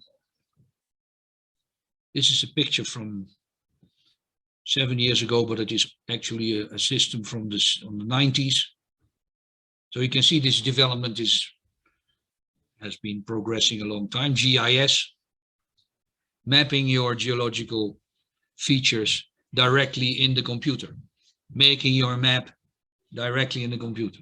So not computerizing a map that has been made by artistic drawing with pencils, like I did maybe 30 years ago, digitizing it later, not making it directly digital in your system and in a geographic information system environment. So not like drawing it like a sketchbook, but it is linked to geographical coordinates, outcrops, databases, everything. GMAP, QGIS, it can be done in many environments. Another example of leaps in technology. This case, something I've been busy with myself a lot, who knows me, making fracture models that are closer to reality, closer to geology, as close as we can get.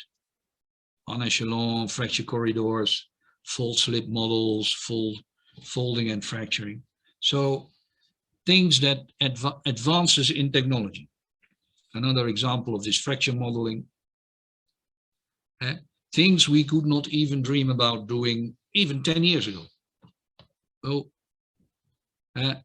you see fractures in the computer generated. If you cut the model, you see pictures like this, which really look realistic.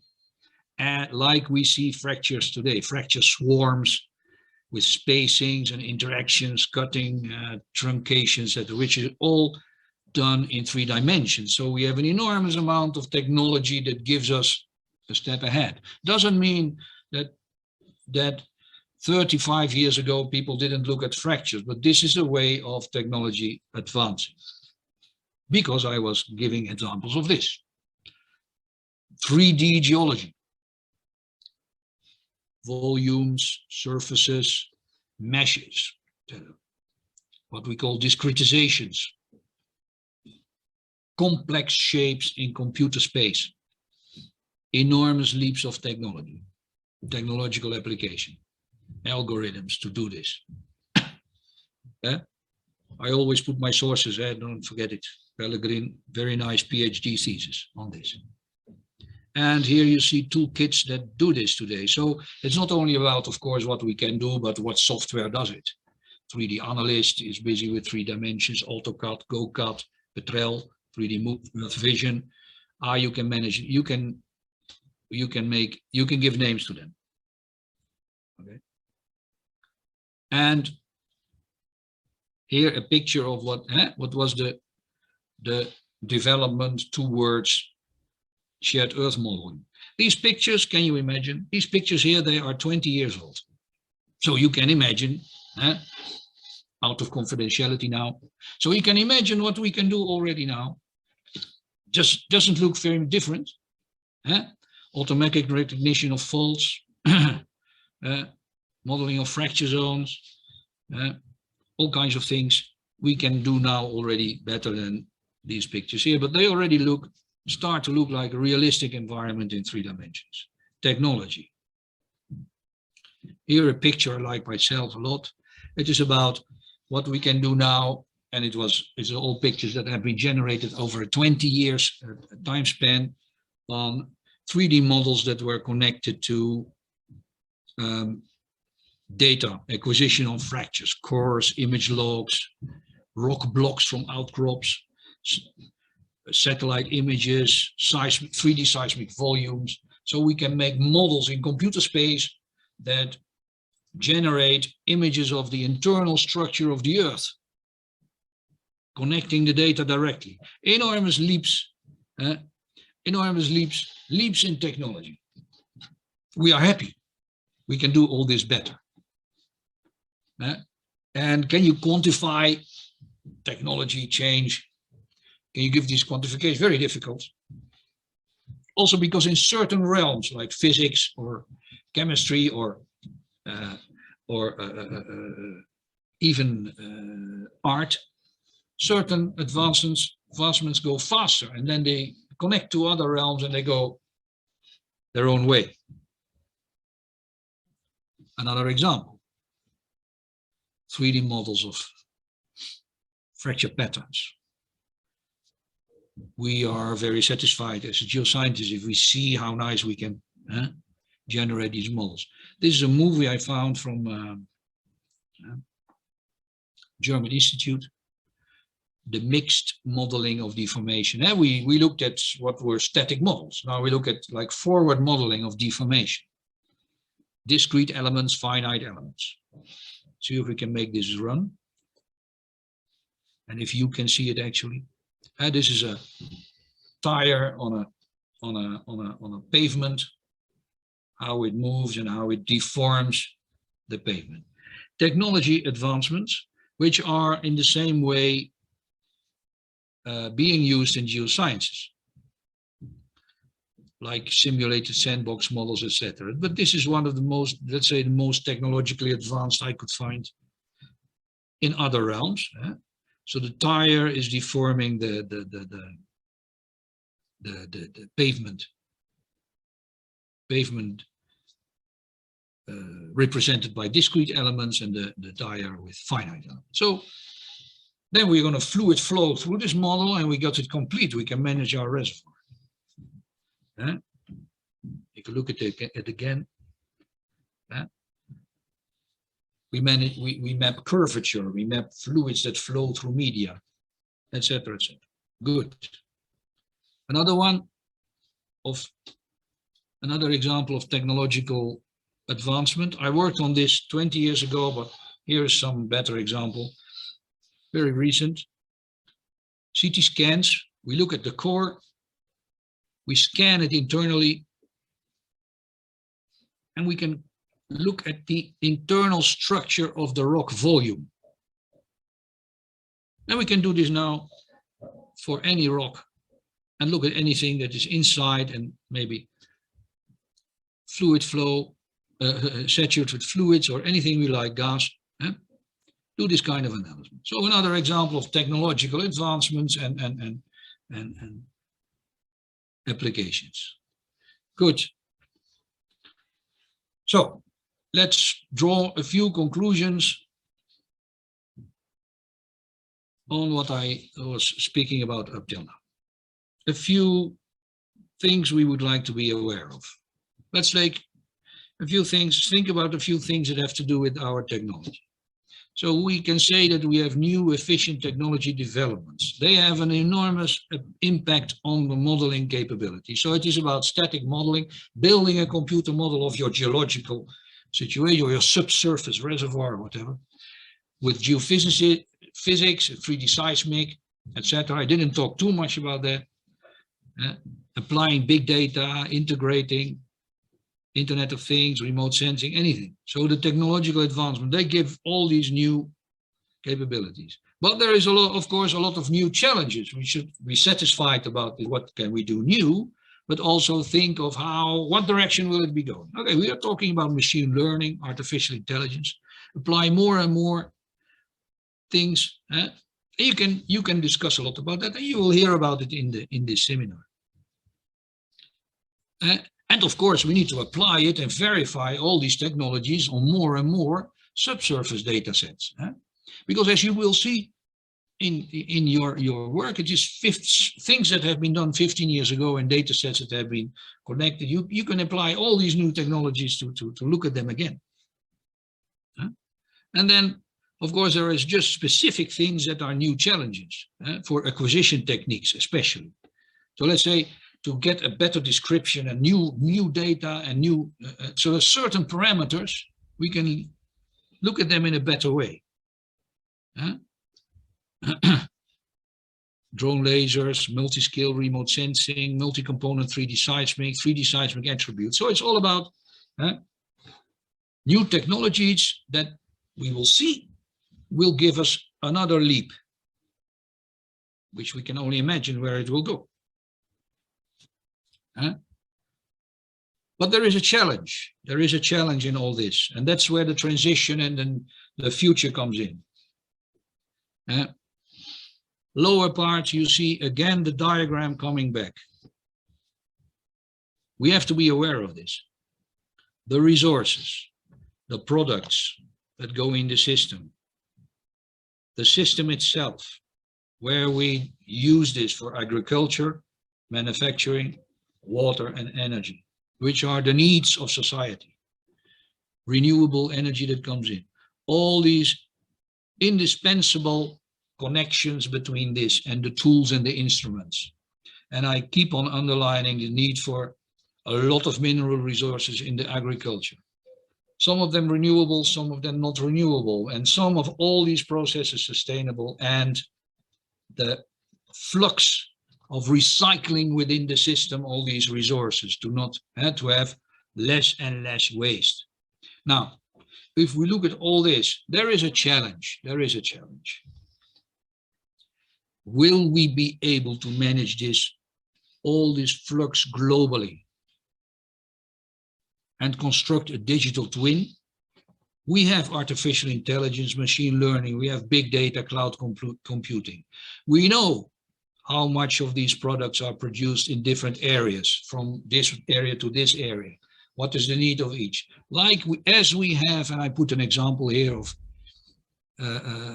types of programming systems that manage fluxes of data, will it be able to construct for us, for mankind, a digital twin to manage this to make it sustainable actually, and to make sure that it is of benefit of everybody? That's the biggest challenge, which is actually feasible if we look at the present day technology we have. So let's look at this. We say, okay, there's a conclusion. We have our real world. In modeling and descriptions, we synthesize it. And we make a connection between the synthetic world and the real one. Our modeling goes from one and the other, moves up and down, moves up and down. This is what the technology comes in. We see a picture here of a well in the subsurface.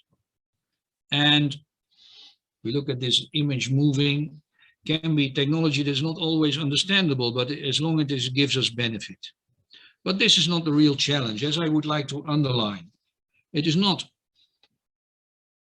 so much, the challenge is not so much in repeating each time a progress in the technology, which makes us look at the world in a different way, digital or not digital. This is not so much the future challenge. The future challenge is that we have this progress for partnership and the well-being for all.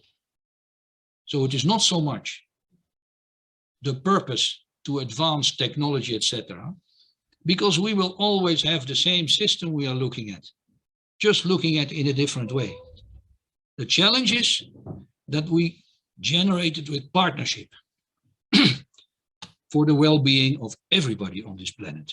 Good, that's a nice message. So I would like to finish here. Thank you very much. And of course, for the invitation to speak and to introduce you to this seminar. Thanks Petroleum Club, thanks you SPE, thank you everybody for the attention. And ready for questions, if there are any. Yes, sir. Yes, doctor. Thank you so much for this great presentation with your perfect explanation. Thank you so much. And now we can pass for the question. Sir, I asked them, like I told you guys, to write your question in the chat box.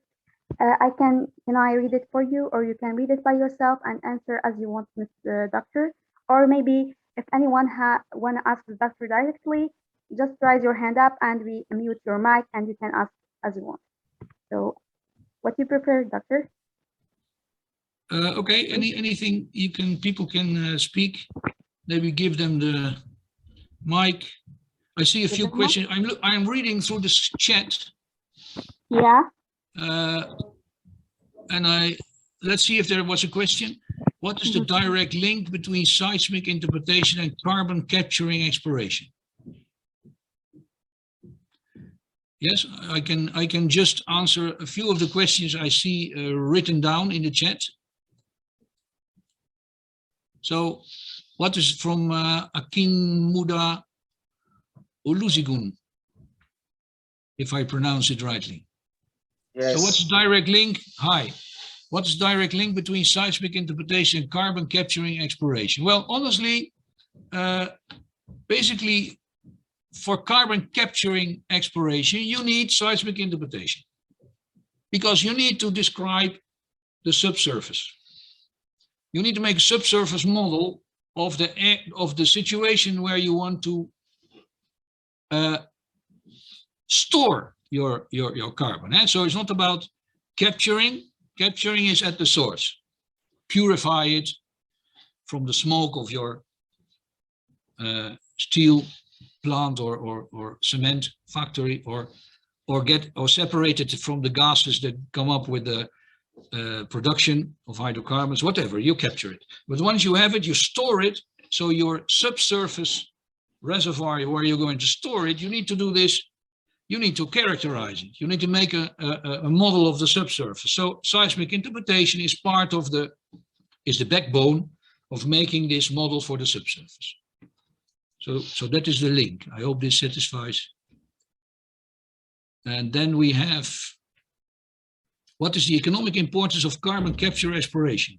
Economic importance is economic.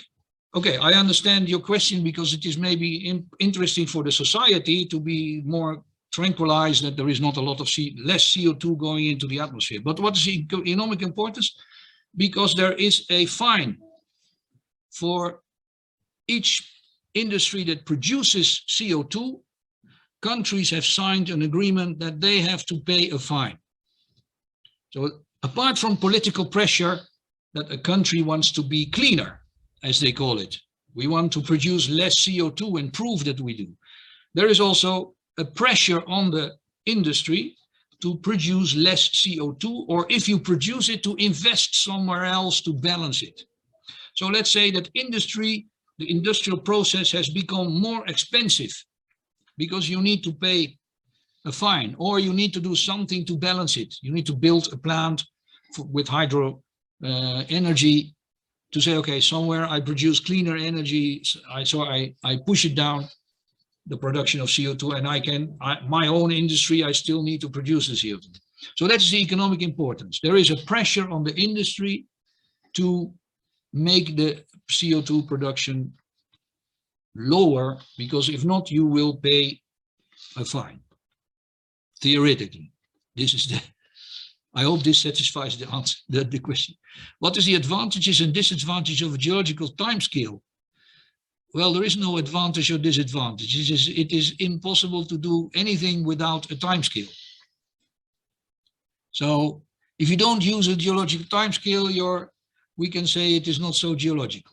Or maybe if you are working you are analyzing a soil, you are working on timescales that are so small that you don't need it.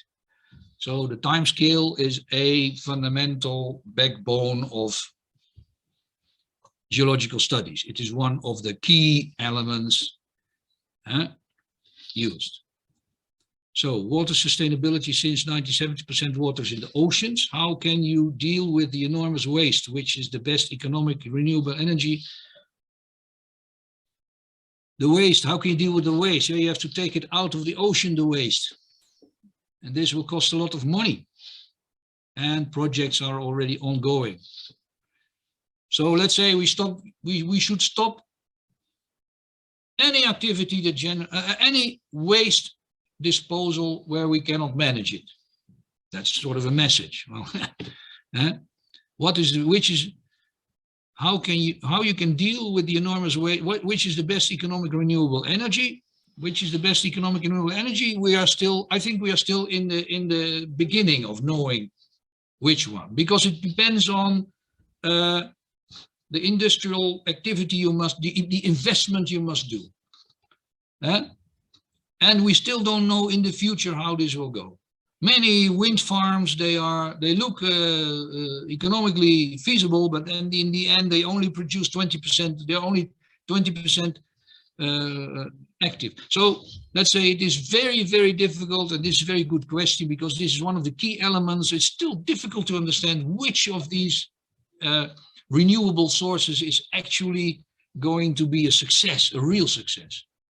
Or what are you going to do with all the wind panels, the solar panels, with all the solar panels once they have to be dismissed, for example? So is this, then it becomes renewable but not anymore sustainable. What is the budget behind by 2030? Any idea of the end of the non-renewable energy? The end, I think, is very, very hard, but I think it's my personal perception, I think most of this in the science, we know this, it's very long from here. Hydrocarbons, to use hydrocarbons to make energy, maybe only when we are capable of doing it with clean nuclear energy, for example. Okay. Okay. How natural gas can be converted into electrical energy? This is one of the most common ways now of making electricity in some countries, like Italy and Germany is advancing. You burn the gas and you make energy. That is how in Italy, for example, as one of the European countries which is more reliable on this, it's an electricity plant. So some countries, they rely completely on gas to make electricity. And this is how it is done since decades. Yeah. And what effect can produce? So yeah, so it is generating a lot of CO2, of course, this way of making electricity.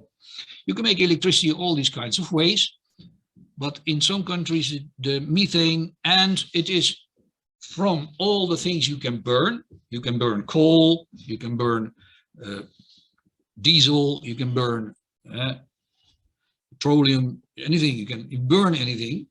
From anything that you can burn, probably gas, as it is seen now, apart from some minor things, all the fossil fuels, probably gas is the one that generates less CO2. That is why to make electricity with a fossil fuel, including coal, is preferred that we do it with gas. I simplify my statements. Why renewable and non-renewable energy cannot balance each other? Yes, they can. Why not? Now, balance, both can be, it's a good observation, because you can say, yes, we can use both to have a balanced, that is why we call it the energy mix. Not sort of say, we're going to do it only in this way and not anymore in this way. So what is the idea of, maybe we call it a transition phase to a moment that we can, maybe it is not with solar light, or with, maybe it is with anything, it is nuclear, but we can use a sort, we can go and focus on one source which is completely not only renewable but also sustainable. So the best way is to say, okay, we mix it with renewable and non-renewable, and we mix it in a way that it is then as much as possible sustainable by storing the CO2, for example. Is this sort of, I hope this gives a clue. So good to put it in this. Why not? Yes. But then we can say, how long can we keep it sustainable? How long can we keep all these people on the earth have their necessary energy with a mix? Or can there be in the future the clean nuclear energy, that the fusion, where we can say, okay, we don't need any one of these others, but that is a speculation. So we must work with what we have, I would say. Good. Some other questions? Speak up. This is your moment. Let me see. Do you still see my screen? I was wondering. Oh. No, we don't. Okay. Okay. So, any other questions, ladies and gentlemen? Okay. Now I interrupted the. So, yes. Anybody else who would like to know something? I underline, if you want to read more about the things for myself, I publish. I didn't really publish on all the arguments of sustainable energy so much, but it is tackled in different, my own, let's say, geoscientific things. So you can always contact me and, download papers, and feel free, don't worry. So, anybody who would like to comment on something?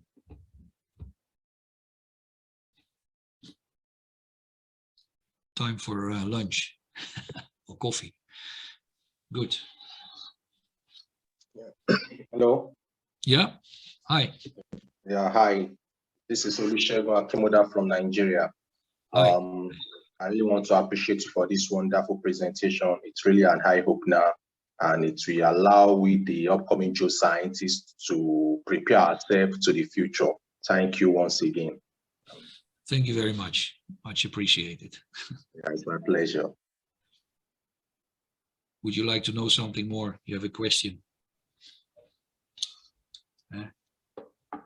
Of course, Nigeria is an oil-producing country which is in a transition. It's one of these examples of how you are moving to a new future.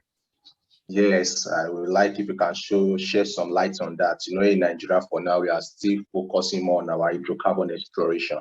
And I don't know where we are heading to concerning the carbon capturing renewable energy.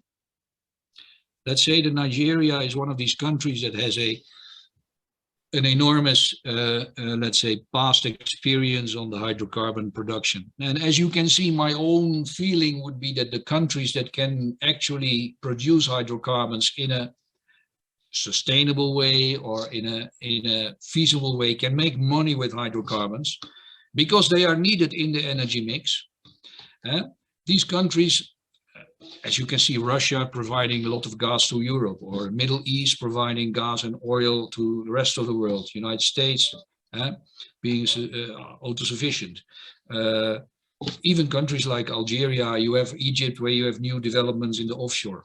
countries even that have the experience and the technology and can make it sustainable, I would say why not continue developing this in a maybe a political and an economic framework which can be different from the past, because of course in many countries the majors that were active, for Nigeria for example, onshore, they have abandoned because the situation changes. Many companies in Nigeria now, the local companies that pick it up. But I would say why not generate a framework where this can be anyway continued for many decennia, because for your country it is money making. And money making, reinvesting it, and that's why I say, let's say sustainable, but it's not only sustainable for the environment, it is also sustainable for the society, you know?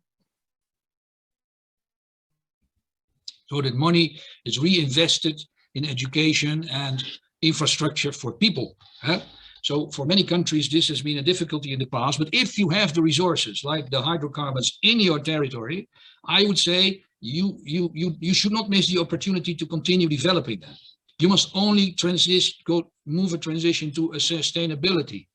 And then it is not so much, I think, for a country like Nigeria or for the other, let's say African or some Asian countries or maybe Central America. It's not so much a question of storing your CO2. Because, you know, it is not, it has been a subject to many conferences, that it would not be fair to put certain responsibility to countries that are in a development stage. You should say, okay, other institutes and organizations should also invest in hydro energy, like lakes and solar plants, etc. But this should not put an economic stress on your country because you are in a development stage. You understand how I see it? But I mean, this is a very much maybe politically and economically tinted discussion. It's not so simple to reply. But I would say, because maybe from a geoscientific point of view, what you have as resources, you should exploit it. Yeah, that's true. See what I say? I think this is important. We have the same discussion in Europe. Some countries say, I don't want to take this gas. I say, but you have it. Why are you going to buy the gas from another country if you have it yourself? Maybe it can cover you 20%, but take it. Take what you have, make it sustainable, and move in a transition energy mix. But you need to think about your people and your own country and the well-being of your people. You see? So this is how. Yeah, thanks. I get your points. We look for how to keep developing our own hydrocarbon, and now it can be sustainable to the environment at large. Yeah, you see, for each country it is different, of course. Algeria is a different game, a different story. You should understand how you can get your, for example, Algeria, how you can get your deep gas reserves, how you can get your, etc., etc. But you always must see it in the sustainability. And let's say what you have, you must try to exploit and sell and invest for your own society.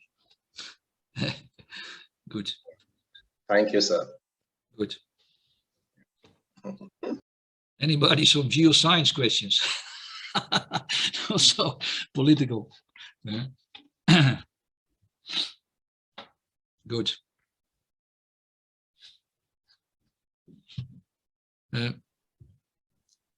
So I think everything is clear. We are in the end of the session. Good. Thank you. And thank you so much, Dr. Janpieter. I don't know if I pronounce your name. Janpieter is fine, Janpieter. Peter, sometimes they just say. Sorry. I'm sorry because I thought I asked you before how I pronounce it, but you didn't hear me. So thank you so much, Dr. Janpieter. It's an honor to having you with us today. Thank you for your time. Thank you for accepting our invitation. Thank you so much. And if you have anything to add before closing the session, or just we can end it. It's fine. I'm okay if everybody's okay. Thanks so much. Thank you. Thank you so much for the pleasure and the honor to speak. And see you soon all. Thank you so much. Have a nice day. Yes. So, but just I want to mention, thank you, ladies and gentlemen, for your attention. And we have another. This is just the beginning. We have another other two sessions for today. The next session we're gonna be with the Miriam Galashigataf, and I hope all of you enjoy this session and attend the other session for today. Thank you so much, ladies and gentlemen. See you next time. Thank you, Dr. Ambizers. Thank you so much, and see you soon. Goodbye. Goodbye. Yeah. Okay. Bye-bye. Goodbye, Mr. Bye.